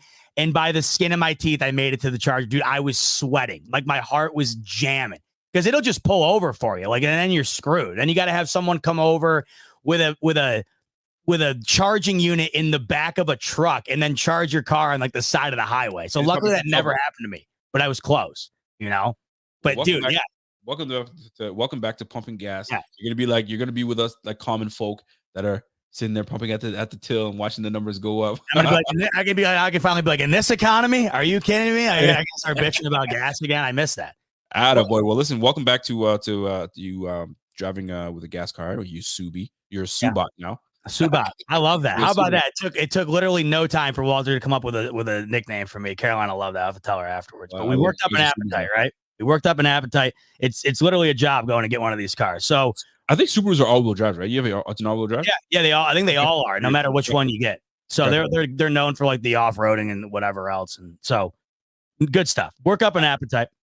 I like it. My man, God Andy Nick says exactly why I'm never getting a Tesla. Tesla couldn't make the 6-hour drive on one tank gas like my gas vehicle can. No, I mean really, if you're doing the trips like we are back home, it's true. He's joining us like the common folk, pumping gas, baby. Yeah. Although I will say the Tesla is becoming more and more common. I mean, I don't know how it is up in Canada, man. Like, dude, there's so many Teslas on the road now. It's crazy. There are quite a few Teslas here. I feel like the Tesla drivers here in Canada they look down at those. See, I think that's. I just like the way it drives. I don't really give a shit about the electric. I just like the way the drivers. Yeah, it looks spiffy. Don't get me wrong, but no, there is a superiority complex amongst a lot of those people, which is super annoying. So it'll be nice not to be part of that either anymore, I guess. But I like it. So we worked the appetite up, Rico. We go to get some wings, as you know. I can put down a couple of wings. What do you got there? What flavor? Well, we got the medium, and now down here the wing selection. It is in Buffalo, but I know the places to go where it's still pretty good. The blue cheese here at this joint, by the way, phenomenal. But here's what happened, Rico. Order my wings. They come out, and I hit what people would. We were just to get back on track. We were talking about different things for different people, what people are into, right? Talk to me. They set the plate down, Rico. Mm-hmm. Do you notice anything about this plate? It's saucy. That it is.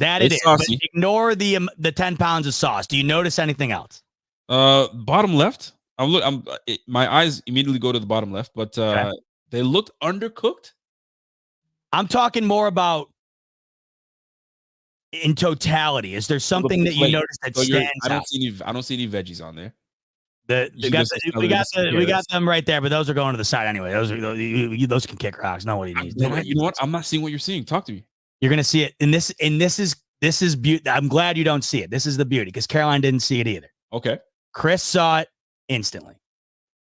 Now. This is when you are a true wing nut, like snap. I am, and all of us are for the most part. I'm sure 90% of people watching in here are. It took me, Rico, 0.5 milliseconds to notice there wasn't a single drum on there. So I said to Caroline, I go, oh my God, these are all flats. I've never. So, we've been to Barbell. I've taken you there. That's right. You know that on the menu, you can order all flats or all drums if you pay an additional charge. So you can do that. I did not do this. I just ordered wings and they brought it out. Is this heaven for you? This is the question posed, Rico. This is the equivalent of hitting the jackpot if you are a flats guy. Like, this does not happen. The odds of this happening, I'll just say this. In my life, I've probably ordered 5,000 orders of wings. Never once have I ever gotten all of one kind until right now. So I said to Caroline, I go, they're all flats. And she's like, well, isn't that a good thing? Everybody just loves the all flats. I go, oh, people are very loyal to a very certain type. I mean, I said, I think the majority of people probably like mostly flats, but you'd be surprised. She goes, I don't think anybody would care. I said, watch this. I'm going to tweet about it. So I said, just got handed an all flats order without asking for it. What are your thoughts on this? Rico, we are up to, I think, last I checked. What the hell? We are at 605 replies on this tweet. Yo, that's wild. 605 replies, 100 retweets, and 1,000 likes. and as I say here, Caroline was dumbfounded because she thought nobody would care. We have 600 people in here, Rico, sounding off. And you got guys like my man Bruce Nolan, right? Bruce is saying the wing gods have smiled upon me. You got our man Zach Vaughn, right? He's saying I'm throwing hands. That's worse than a middle finger. Wow. So if you want the definition of different strokes for different folks, look no further than an order of wings, Rico. What are your thoughts on that? I didn't even notice there were no drums. And Rico, most normal people never would. If you aren't from Buffalo, that picture just looks like a picture of wings.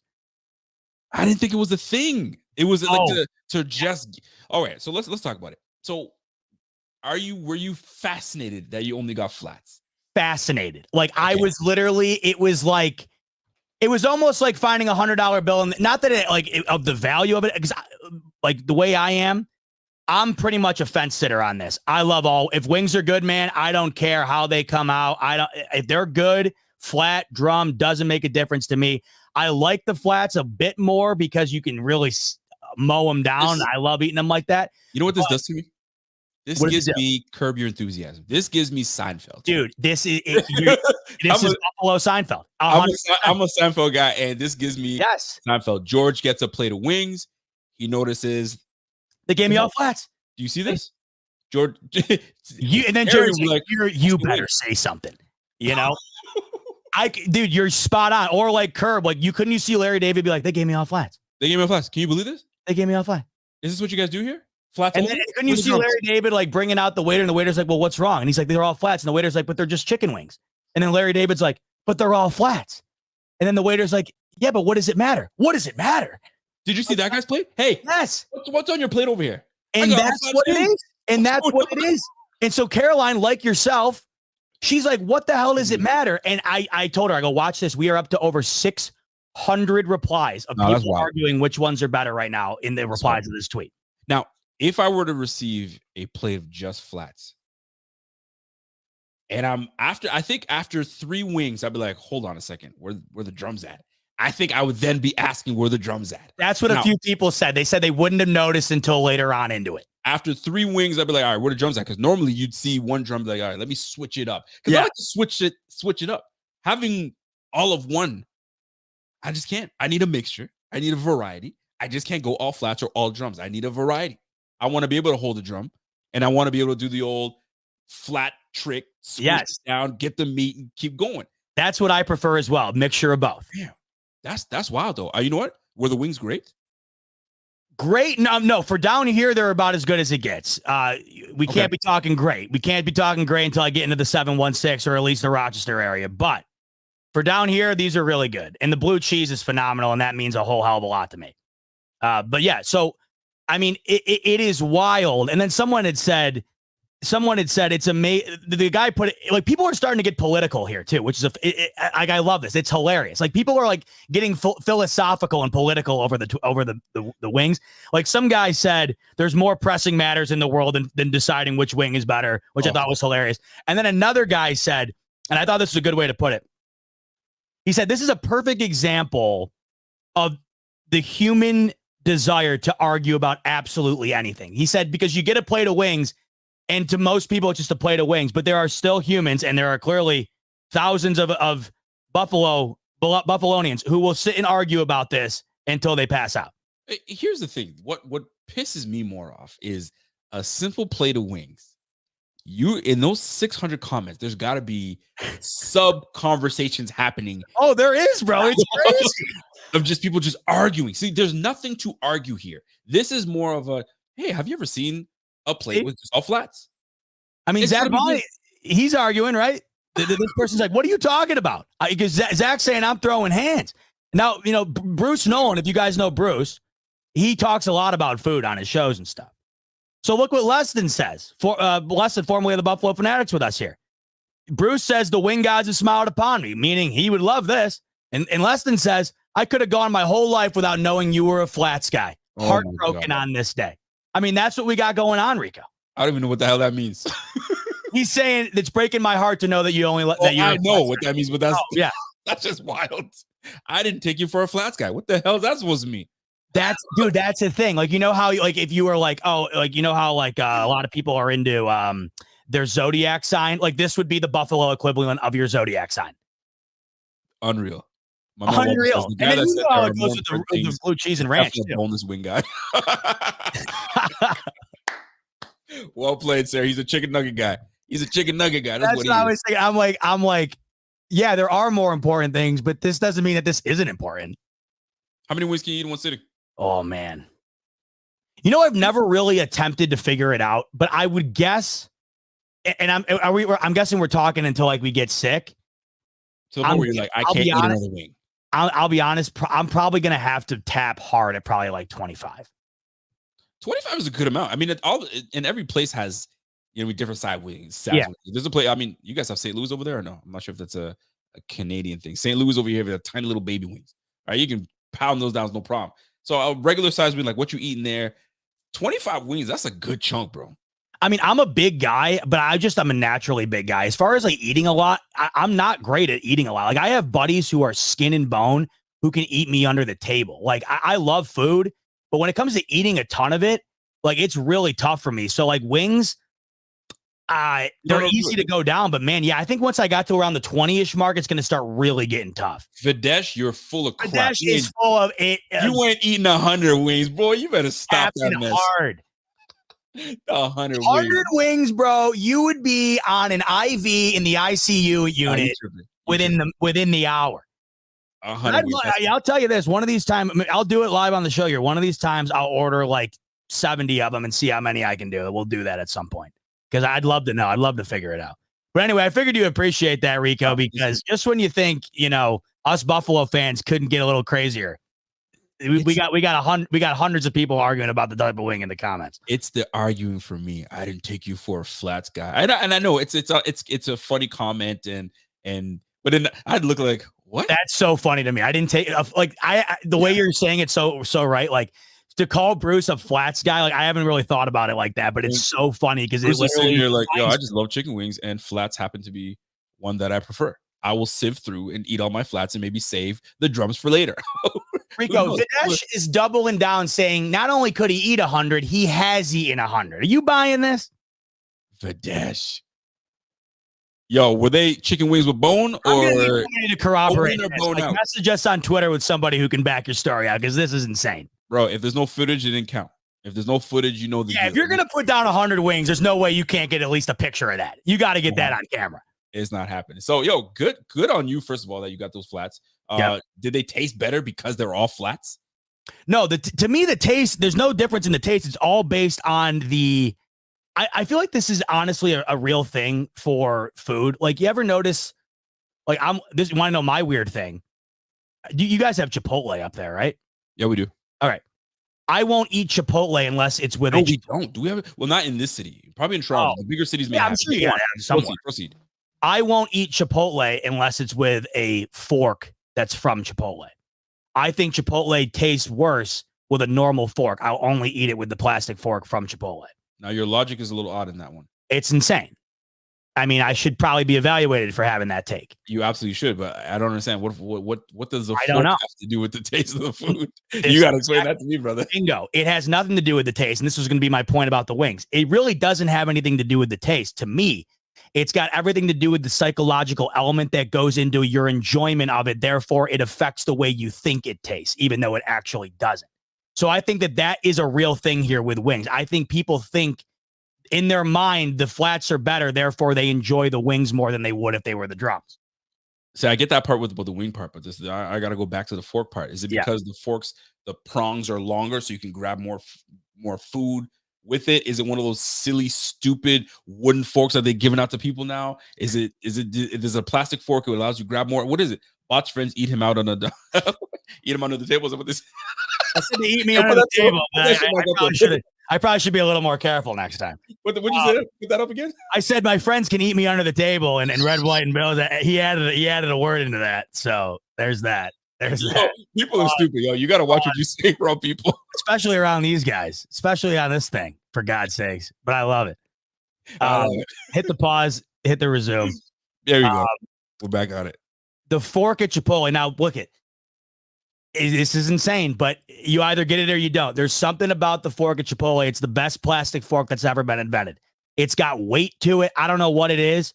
I got about 400 of them, Rico, downstairs in my cupboard in a bag. So you know what I appreciate about United States? Mm. You guys still at the grocery store, you guys still give out plastic bags. Do they still give out plastic bags? Those days are done. You got to pay for them now. Okay, because I went to visit my sister last year in Alabama, and no, was I in Florida? I was in Florida. Excuse me. It's not everywhere, but in New York, you got to pay for them. No more plastic bags. There are no plastic bags here. It's paper bags, and even if you do get paper bags, anyway, that's the point. So now it's paper straws. I hate the paper straws, bro. Paper straws. The forks are cardboard, and you hardly have enough of a prong to get in there. You might as well have a spork, for crying out loud. I don't know what's happening these days. I really don't know what's happening. Golly. But dude, okay, but so to back up my fork point a little bit, how shitty is it drinking a drink with a paper straw? You better drink it fast. You don't enjoy the drink as much, do you? Absolutely not. There we go. This is what I'm getting at. It is the psychological element on it. Oh man. You know? But the things that we used to enjoy, we just can't enjoy it the same way. I know. I mean, but it's probably for the best. They got rid of plastic bags in New York a couple of years ago. They don't have them in Connecticut or Jersey either. So you either get the paper bags or you have to pay for the see, and I don't reusable ones. Getting rid of the plastic bags, because the amount of reusage you can get out of a plastic bag is uncanny. Growing up, we used to reuse the living shit out of them. Brother, you get a grocery bag, you put all your stuff away, that grocery bag becomes the garbage bag for your car. Wrap it around the steering column, boom. There's your bag for the garbage. Yeah. Now you don't have that anymore. Come on, man. We just used to call them Wegmans bags. We used to call them Wegmans bags. We didn't even call them plastic bag. Like, hey, yo, can you grab me a Wegmans bag? And you would do whatever with it. Done. Walter says that fork take is crazy, Z-Bot. I'm sending somebody to your house to get fitted for your Zumba straight jacket. I wouldn't turn down a Zumba. I'll tell you what, a Zumba is a straight jacket might come in handy throughout the season here. I might need that a couple of times. So I'm taking you up on that, Walter. My man said Rico's definitely Canadian. He didn't realize they were all flats. Bro, I didn't see they were all flats. You know what I saw? I saw a plate of chicken. I saw a plate of chicken. You know what I saw? I saw food. I'm ready to eat. You feel me? How funny is that? Is that a flat or is that a drum? To even notice the drum to flat ratio is wild in itself. You're like, I named you like 3 or 4 different things. You're like, do you notice anything different about that? I'm like, oh, it's kind of saucy. I know. You would never have gotten it. We could have said it for a while. I don't think you would have gotten it. For I'm sitting there like, well, the bottom left corner. I was like, bro, where am I at? But anyway, I know. It is. Jeff's saying, is this the cooking channel or the BF network? He's confused because all we're talking about is wings. Let me bring it back to football for you for a second here, Jeff, because if you want to get the perfect psychoanalysis of the Buffalo Bills fan base, then look no further than a chicken wing debate. It's right there. It all leads back to the same thing. We're considered the most rabid fan base in the league. That right there is a perfect example as to why. Who else is going to go tooth and nail fighting over a chicken wing with the Buffalo Bills fan base? Nobody. This I respect. I respect greatly. And funny enough, I carry one of those straws in the car as well, just in case. Going to Vancouver regularly and being Canadian, I bring my own metal straws in my luggage. Just listen, kudos to you, my man, PBZ fam. Kudos to you. It's going to come to a point where you got to bring your own utensils, because this plastic BS that they keep feeding us ain't happening, bro. Ain't happening. So kudos to you, my guy, PVC fam. Love it. Fellow Canadian. So I guess we can circle back to the Bills. And right now, camp is in the books. And hold on, we gotta let Jeff know, because Jeff owns the ability to. He's the only one who can talk about food, apparently. Okay, he's been a fan longer than I've been alive. There you go. And because he's been a fan longer than I've been alive, he apparently is under the assumption that no Bills fans talk about chicken wings.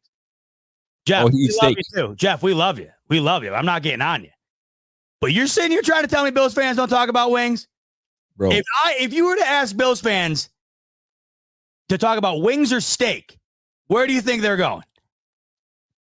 But you live in California, so hey, they're bougie up there. That's different. I will say, I was on a phone call the other day with somebody from California. We were doing something. In regard to what me and Rico got coming up here this year in terms of content and stuff. I was talking to a guy in California, and the first thing he brought up, just to give you an example, Jeff, first thing he brought up was the chicken wings. This is our first phone call we ever had, and he brought up the chicken wings. We hit it off right from there. Well, chicken wings is a Buffalo thing, man. It's just what it is. What's the one question that every fan is asked when a new player comes to Buffalo, or it's a free agent, it's a rookie, whatever the case is? Fan questions of the day. Hey, you sir with the white ball cap, what's your question? Yeah. Hey, new player to the Buffalo Bills, ranch or blue cheese? What is it? Fam, it gets old. I mean, that's how you and I were when you and I first went out to dinner. The first thing I couldn't wait to do was watch you eat blue cheese because you never had it. Yep. Yeah, I was like, I couldn't wait. Okay, this isn't bad. This isn't bad. Josh Allen was on Eric Wood's podcast the other day. They both have lived in Buffalo forever, and they were talking about chicken wings. I know. So that's the blue cheese, and it gets played out. It gets old, but it's the mainstay question that is asked to new players, new oncoming players that come to the Bills. It's just the thing, and we need to find out where you are. And then this is where Leston's comment comes in. Didn't take you for a ranch guy, or didn't take you for a blue cheese guy. It's just what it's gonna be. And now that you look at the ranch, I think people are fine with like, okay, maybe you like the drum because at least you like wings. The ranch, though, that's where you get people willing to kill each other over it. Yeah, I mean, that's where you have more people that are really standing on their business now when they're saying ranch. Before it used to be like, oh, I'm not sure if I should say ranch. I'm just gonna say blue cheese. Now people are standing on their business. I'm ranch, and that's what it is, man. Deal with it. Well, we can do this with everything. Let's go back to Jeff's point about the steak. Jeff, you know how many times I've gotten into an argument with people over medium rare or well done? You know how many times I've gotten into an argument over that? I mean, I've gone to war over medium rare. I think anybody who eats their steak medium has a hole in their head. You might as well just have a hamburger, in my opinion. I'm going to tell you, I'll be real with you. I'm actually proud to say that I've graduated to eating medium to medium rare steak. You put your big boy pants on. You became my big boy pants on because I used to be a well done guy. Well done. Make sure that cow is dead and send it over my way, but make sure I eat it quickly and to it. Because it's still flavorful, but I used to be a well-done guy until somebody was like, I'm not giving you well-done. You're going to have a medium rare, and you tell me how it is. I'm paying for it. You eat that. The minute I had that, exactly, game over. It was over. Like Ryan's saying, like, you might as well just go and order, you might as well go order a baseball glove. And you know what's crazy? My father-in-law, we were talking about him earlier. No one loves, like, he's a food connoisseur. He loves really good food. And it's always blown my mind because he's somebody that I look to when I look at, like, he loves, like, the eccentric foods, the different seafoods and stuff that most people wouldn't like. And he gets his meat medium well. And I can never fathom it because as much as he likes food, he doesn't like my way down. I made my way down. And then finally I'm a medium to medium rare. That's how I do my stuff. And that's it. I used to, like, when I saw the blood, I was like, all right, he ain't done yet. Keep going until I see no blood left. Yeah. And by that time, some people might call it a leather glove. So be it. But I've graduated. I'm on now. 445 blocks, very upset that Jeff was disrespecting the wing. I think Jeff's just, look at Jeff said he's an older guy. I think maybe he's graduated to the steak. Jeff's graduated from the wings to the steak. That's fine. I like them both. Now, if we could find a way to get, we turn the wing steak combo, we open up a wing and steak joint up here. We go, maybe wings and steak. We could be honest on name for it.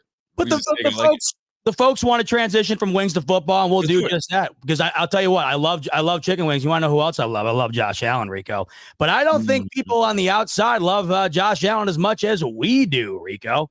I don't think people love Josh Allen as much as we do in Buffalo. And this is right back to the wings. I don't think people love chicken wings as much as we do in Buffalo. I don't think people love Josh Allen as much as we do in Buffalo. I want to give a quick note before we start here, just to let you know, once again, I like to give you a reminder about what we have. Shout out Pierre. We've been trying to fit it in once a show. It's becoming the catchphrase at this point for all of us, not just Pierre. Remember who we have. Here are the current MVP odds, courtesy of BetUS, on your screen right here. And it's exactly what you'd expect if you are a man of culture, if you're a man who knows ball, if you are somebody who understands what you're watching on a week in and week out basis. As you might anticipate, your top two candidates for the 2024 MVP. Josh Allen at number 2, Patrick Mahomes at number 1. Mahomes at plus 500, Josh Allen at plus 800. Couple of interesting ones right below it. CJ Stroud plus 900, Burrow at plus 900. But the fact still remains. Jordan Love in there. I know Jordan Love's up there. Lamar, of course, up there. There's no way they're giving him a third, so you can write that one off. Dak's up there a bit. Jalen Hurts is up there a bit. Funny enough, Brock Purdy has the same odds as Hurts and Prescott, which is interesting. But I feel like Josh is always in this conversation. Of course. Always in this conversation, but then gets disrespected right at the end of the season when he's got comparable numbers to the guy that wins the thing. It's wild. He would have won it that year that Rodgers had to return from the dead. Like, he would have won it that year if Rodgers didn't absolutely go off, right? Rodgers So had a fantastic year. You're right. He could have had one, but Rodgers just had an unbelievable year. But regardless, what are we looking at here, Rico? We're looking at plus 500, plus 800, right? Are we putting a bet on, or is it too soon to do that? We can do that right now, and you can do that too. By the way, I'm putting pressure on you right now. I'm going to do it right now. I'll put $20 on it. You can do it too. Link in the description below. Bet US, 125% sign up bonus up to $2,000. $20 on Josh Allen at plus 800 wins you 160. Not bad. Not bad at all for a guy that I think has a really good chance to do it this year. I mean, you got to think about it like this, Rico. Is Josh Allen going to go his whole career without one? I can't fathom it. He's going to have to finish with one. What's that? What's $2,000 pay you? Oh, what's $2,000 on that pay? Let's take a look. I put my $20 in, by the way. Link down in the description below. 125% sign up bonus up to $2,000. You can do it. What do we say when you're betting? Lock it in. Is that what it is? Lock it in. I call it the bot lock, and bot just knock it down. So let's take a look at what that can do for us. I'm just curious about that. Like $2,000. What does that say? Oh, it's over my max, but 100 pays 800, right? So if we do 800 times 20, Rico. That's a good coin. That's a good coin. $2,000 would pay you $16,000 on Josh Allen to win MVP. I'm so glad that you have a cap that doesn't make you go nuts. Because you got to doing all this betting. You got to bet responsibly. Sure, of course, as all of us do.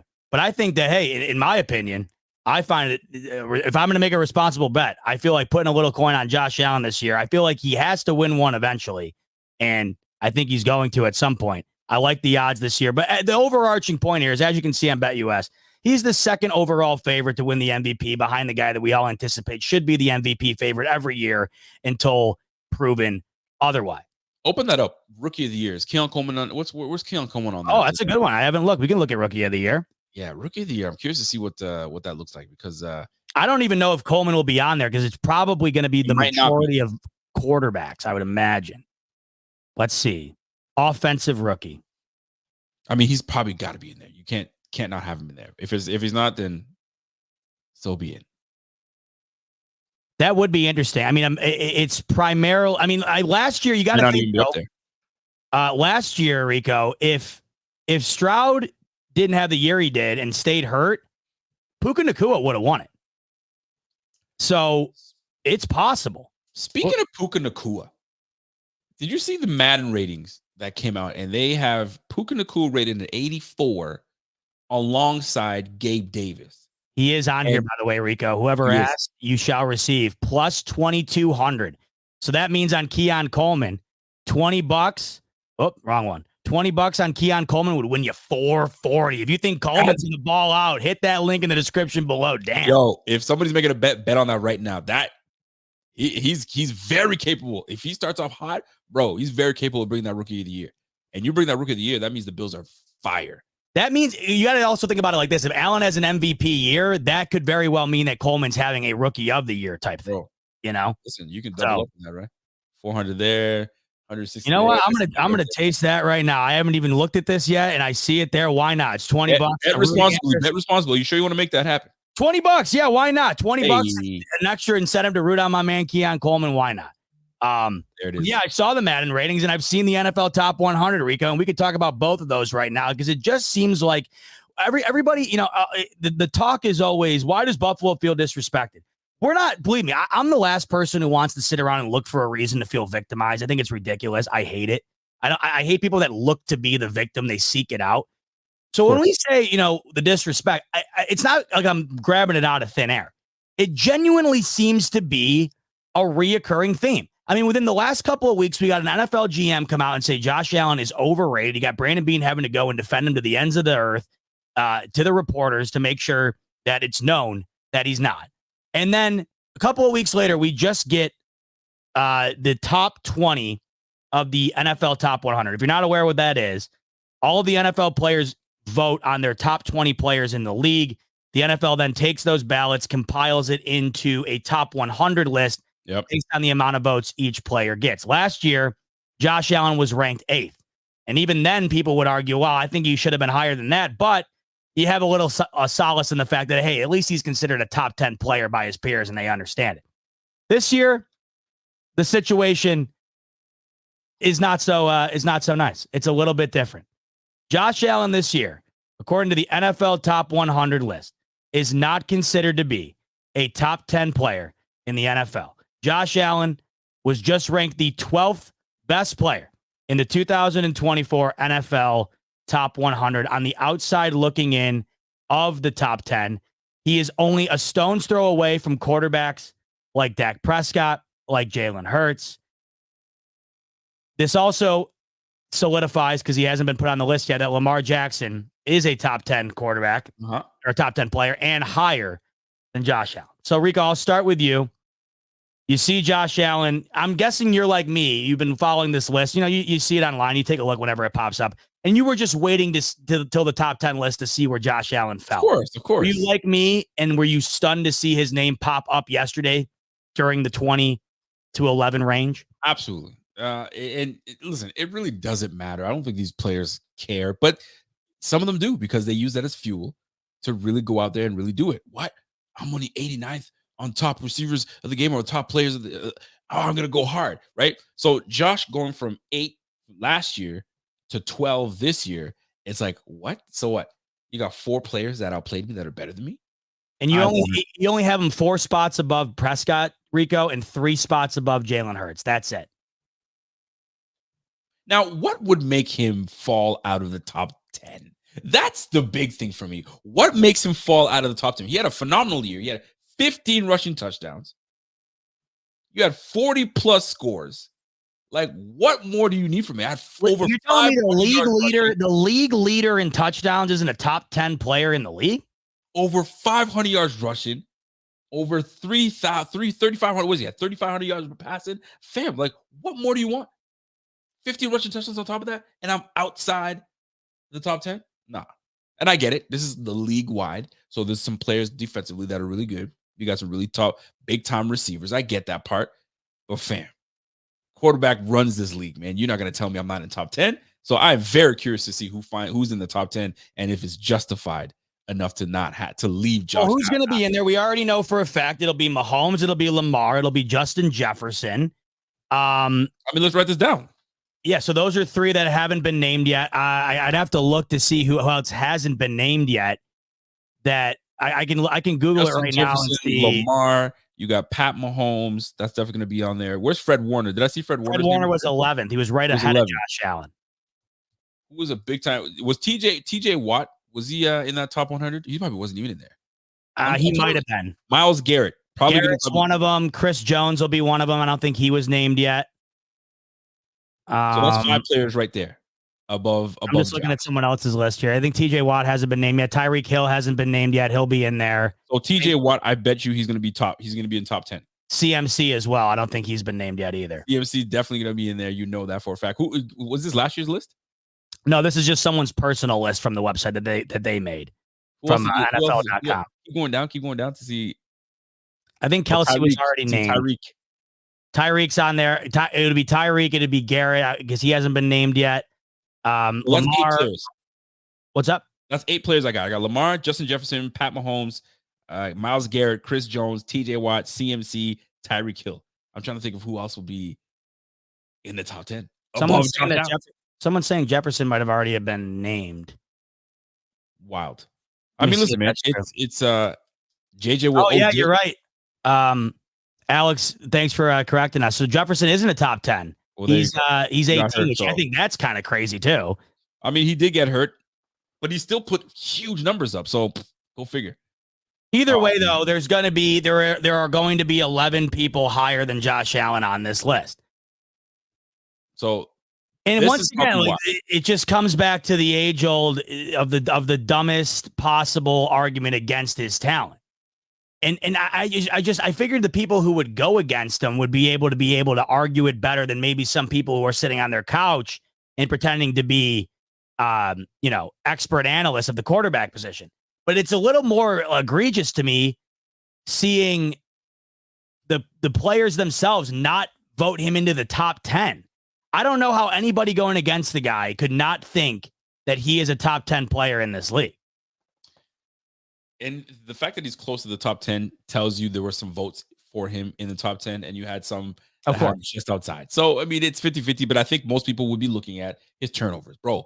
But the dude had like 18 turnovers, bro. Like, I don't know if we could do that. Did you see him against the Jets? The Jets, he had 4 turnovers, bro. That's why they lost. They lost because of Josh Allen. So they're going to point things out like that. But at the end of the day, we already know what time it is. We already know he's a top player in the game. He's number 2 at quarterback, in my opinion. Joe Burrow's a close 3. And we'll go from there. But but you feel that I feel like you have something against this. Like you're bothered by him being outside the top 10. Yeah, I'm majorly against this. I just think it's another slap in the face, as was the comment from the unnamed NFL executive that he's overrated. It's just one more, not that it means much. I mean, what does it really matter? It's just a compilation of players in a list from all over the league, and there could have been guys voting their own teammates in. There could have been guys voting for their own self-interest. It's not an exact science, but it's just a list made up from the players within the league based on how they view the other players that they play with. And that's what it comes down to. Who's the best and how do you see it? I for the life of me, cannot see a world where there are 11 better NFL football players than Josh Allen. I just don't get it, especially when you're talking about the most position in the sport, because there's going to be other positions ahead of him, like the running back position, the wide receiver position, the defensive end position. The quarterback's the most important part. I think people lose the knowledge that if Josh Allen wasn't the quarterback of the Buffalo Bills, this team would be a fraction of what it is. Oh my gosh. These other teams, I think the Niners would still be a great team without Christian McCaffrey. He just makes them that much better. I think that the Steelers would still be a viable team with Mike Tomlin, but their defense is obviously much better with TJ Watt. I don't think there's a team that is more centered around a player than the Bills are around Josh Allen. And I also think the Ravens with Lamar and Mahomes with the Chiefs. Yep. Those two guys, though, are going to be in the top 10. Why is Allen always the one left out? This is what pisses me off about this. It always seems like Allen does everything to meet the criteria. It goes back to, I think we've said this before, Isaiah Thomas with the Dream Team. I met the criteria. I was like, I knew I wasn't selected. Right. Why? Like, once again, what is Lamar done to deserve 2 MVPs over Josh Allen? 0. Nothing. Yet here's another example where he's thrusted into the top 10. Josh Allen isn't. It always just feels like of these 3, Josh Allen somewhat has to take a backseat every time for no explainable reason other than 1, losing to the Chiefs, or 2, throwing interceptions. It seems to be the only logical. I wouldn't even say logical, because I don't think it is logical, but it always seems to be the only 2 targets that anybody can hone in on, because it's the only thing they can grab at. When you get down to what he actually brings to the team, what he brings to the league, 4 consecutive years of 40-plus touchdowns, led the league last year. I mean, this is the perfect example of them all, Rico. How do you lead the entire league in the stat that's the most important to the game, touchdowns, and not be considered a top 10 player? It doesn't make any sense. So yeah, I have a problem with it, because I think 12 is just a slap in the face, because it tells you, oh, you're right there, but we still don't think you're good enough. Whereas Mahomes is different. He's always going to be number 1. I get all that. The rings mean everything in these type of things. But why is Lamar just a solidified top 10 guy without anything else to back it up? I don't get it. Allen always seems to have to do a little bit more just to be considered on the same level, or to be considered in the hierarchy in which I think he's deserving of being in. I don't get how you could leave him out of the top 10 in this sport when there's undeniably not 11 players better than him in this league. So do you take Josh Allen to take things to heart?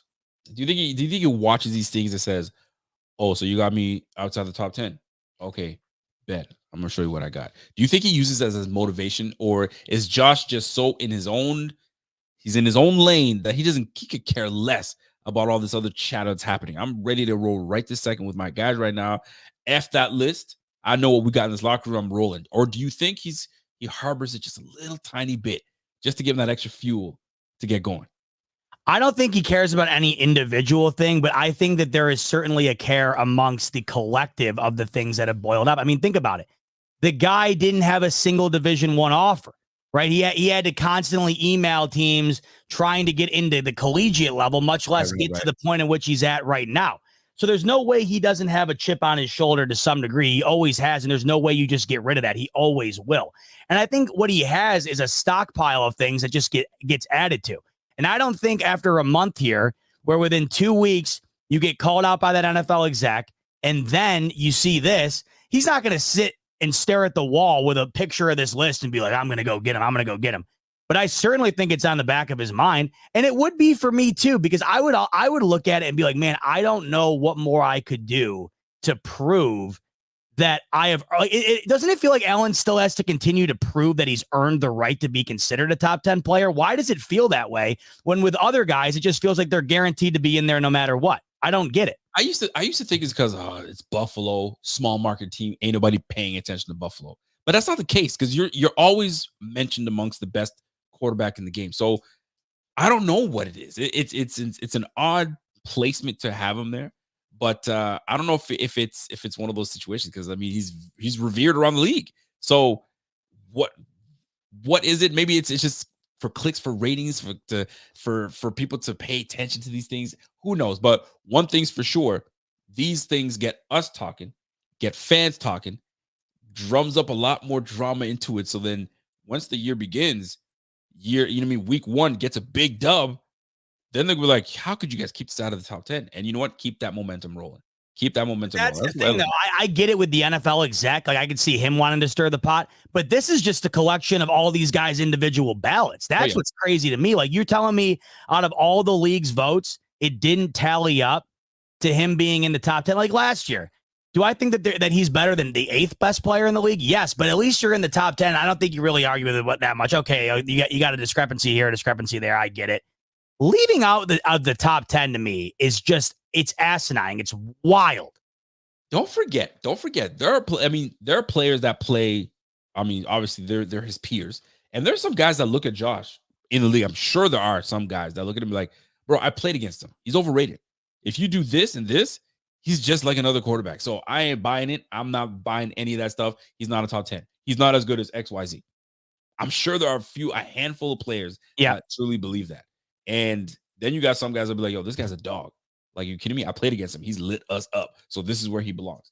Yeah, it's probably interdivisional guys that be like, I play against him twice a year. He ain't what he's all cracked up to be. Yo, out of top 10. So you just never know. Yeah, it could be some. But as you sit here, though, can you think of 11 other guys that would dictate the outcome of a game more than Josh Allen could? I can't. That to me is what it all comes down to. When we're talking about best player, how do you evaluate a player better than another more than evaluating on the process of going into a game and helping your team win? I mean, I feel like that's everything. It's the whole premise of the sport. We're about to find out, man, because that top 10 list is coming out shortly. So it'll be I'm sure it'll be interesting once we start cracking down to 8, 7. That's when you start to kind of know who's who at the end of the day. Let me pivot just a little bit, because there's a upcoming game coming on Friday. Who shines in this upcoming game? And I don't want to take any talking points for you, because you're going to be talking about it obviously before or after the game. I'm not too sure yet, but I'm going to go live tomorrow after the blue and red practice, because I want to take a look at what we got to see out at the stadium. Who do you see shines and who takes a step back? And it's hard to say who takes a step back, because you don't want anybody to take a step back. You want everybody to shine. But who takes a step up and who regresses or takes a step back and you're like, ooh, not where I thought this person would be? Does anybody stand out to you? I would like to see the defense step up. It seems like we've gotten a lot more positive anecdotes out of camp from the offensive side of things and the defense. So I would like to see the defense step up and, make a couple of plays in that type of atmosphere that are noteworthy. That would be what I'm looking for. Who I think steps up, I mean, I have to go with who's been stepping up early on here. I have to think that Coleman steps up on at least a couple of plays for the fans out at the Ralph there. I have to think I see that.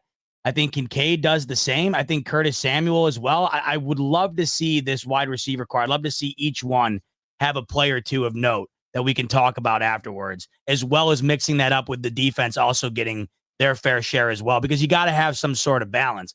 And if all our offense is doing is cooking the defense, it's not going to be a great look. I do want to see a couple of moments for this offense where they start to struggle, because we need to see that. I mean, that's just the way it is. So I think that we see the offense continue to rise, but I would like to see the defense match that effort. And then, pulling back, I don't know. I guess it would be tough to say. I don't know if tough to say. It's true. Yeah, you don't want anybody pulling back, but it happens. Or who doesn't? I wouldn't say who doesn't pull, who doesn't shine, but who stays stagnant where you didn't really hear anything bad, you didn't really anything good, didn't pop. I guess that's the best way to put it. Maybe James Cook. Maybe they're trying to get the new receivers involved a little bit more, and he doesn't do much of note. Maybe that's a possibility. Doesn't stand out, doesn't do terrible, but doesn't do great. He's just there. This is a good point. I'm glad Tyler brought this up because this is one that I would love to see as well. This is another thing.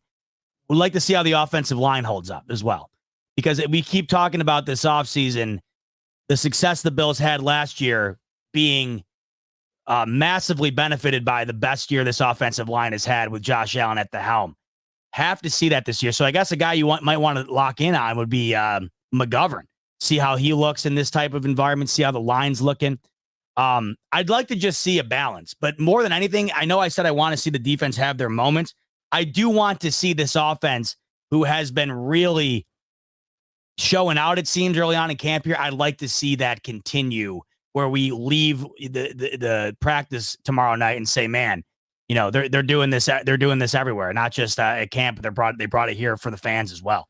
The trenches are going to be very interesting. I'm so glad that Tyler brought up the trenches, because what I'm looking forward to is seeing Carter, Duke. I want to see what Duke is going to bring to the table in the trenches. The rookie defensive interior, Dwayne Carter. I said Duke. Well, they call him the Duke, but Dwayne Carter. I'm looking forward to seeing what he brings to the table.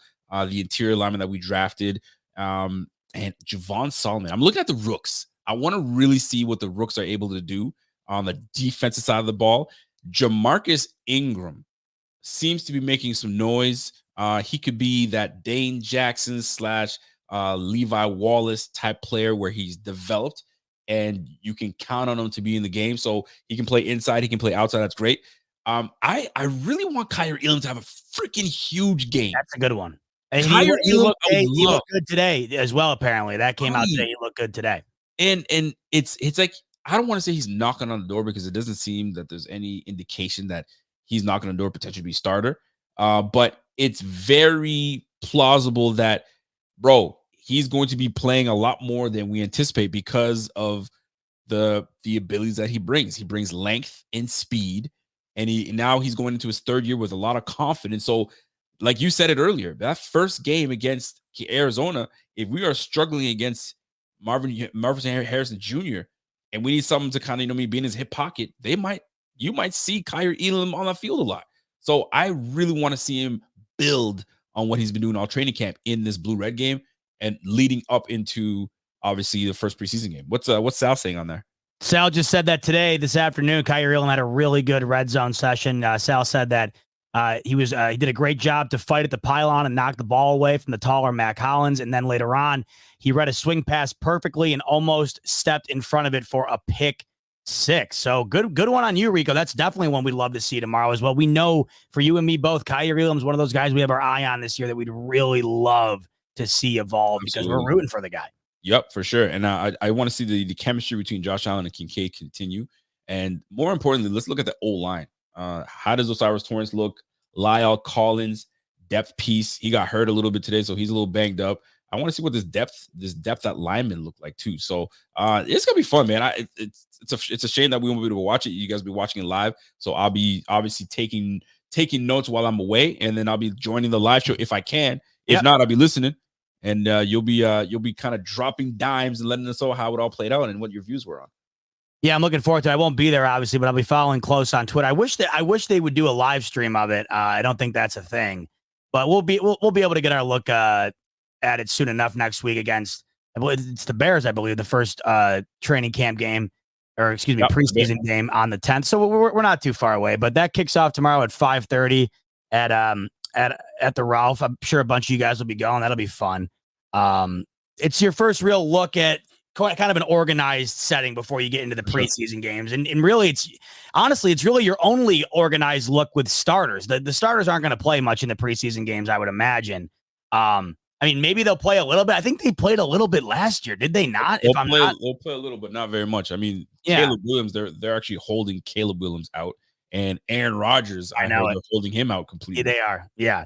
So this is going to be really one of your only opportunities to see the organized starting sets against one another, even if it only is for a brief period. So hopefully we'll have a good amount to talk about. I'll be going live tomorrow night once that concludes. It starts at 5:30. I think it ends around 8 or so. So we'll talk about that.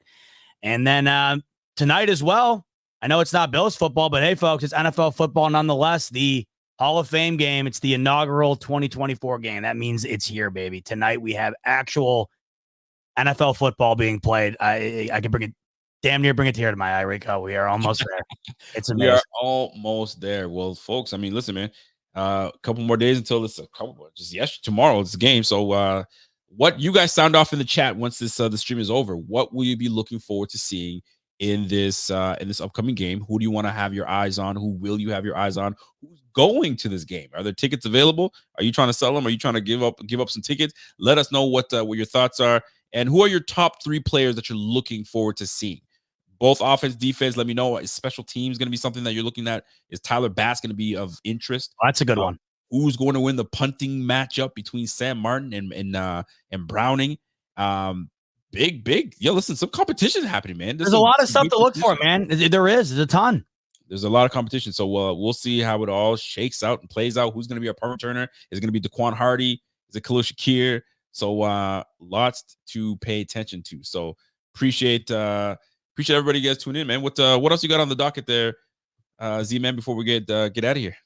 This afternoon, I got to go meet with the wedding director and lock everything in. We got to lock in all the food and all the plans and stuff. So I got to go there and like right after this, and then lock that in. I can officially say since today is August, Rico, I get married next month. How about that? How crazy is that, buddy?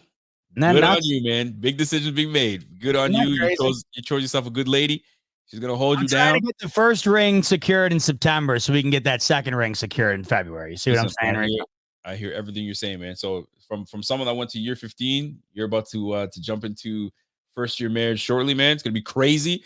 I tried hitting the QR and it was giving me issues. So I'm going to try to hit the QR. I'll send you the link directly. Rico is taking his sweet time on the RSVP, folks, if you haven't heard. And shame on me because I know how it is. You need to lock down everything now. I know how it is. But you've told me numerous times you'll be there. Oh, what's happening, bro? Deadline, I'll tell you, the deadline, guess when it is? What's the deadline? It's RSVP. Today, August 1st. Well, there you go. So as soon as I'm done here, I'm going upstairs and hit that QR code again and see if I can get it. Smash that RSVP. Bing, bing, bing. I love it. Somebody said Ray Davis and Frank Gore. Frank Gore, I haven't heard a peep from Frank Gore, and Frank Gore's got a whole mountain to climb if he's trying to make this squad. Ty Johnson getting hurt obviously gives room for my guy Ray Davis to get some playing time. Frank Gore may get some time here and there, but I mean, you never know. Stranger things have happened, but it's going to be the 1-2-3 punch: James Cook, Ray Davis, and Ty Johnson. That's just what it comes down to. So Frank Gore Jr., maybe he gets put on the practice squad. They'll probably do his father a favor because he played for the Bills for a little bit, but we'll see, man. We'll see. We shall see. Folks, thanks so much for tuning in. On your way out, don't forget, link in the description below, BetUS, 125% sign-up bonus. You can get in on those awesome bets we took a look at earlier. Keon Coleman, what was it, plus 2,200 for Rookie of the Year. Josh Allen, second best odds to win the MVP. And then the Jets somehow are second in the betting odds to win the AFC East. So go take advantage of that. BetUS, link in the description below. Tomorrow night, like we said, I will be live right after the blue and red game. Hopefully Rico can join me as well from his mother's house. But if not, I will see you tomorrow, and hopefully we see Rico too. Enjoy the rest of your Thursday. What do we have here? There you go. I mean, he got cut. So sign the second safety. There it goes. It makes the punting the punting situation null. There Sam it is. Martin is our punter. Sam, get used to it. All right, we'll get used to it. Baby. Let's go. Much love, folks. Enjoy the rest of your Thursday. We'll see you tomorrow, Friday night, for more Bills talk. Until then, folks, go Bills. Go Bills, baby.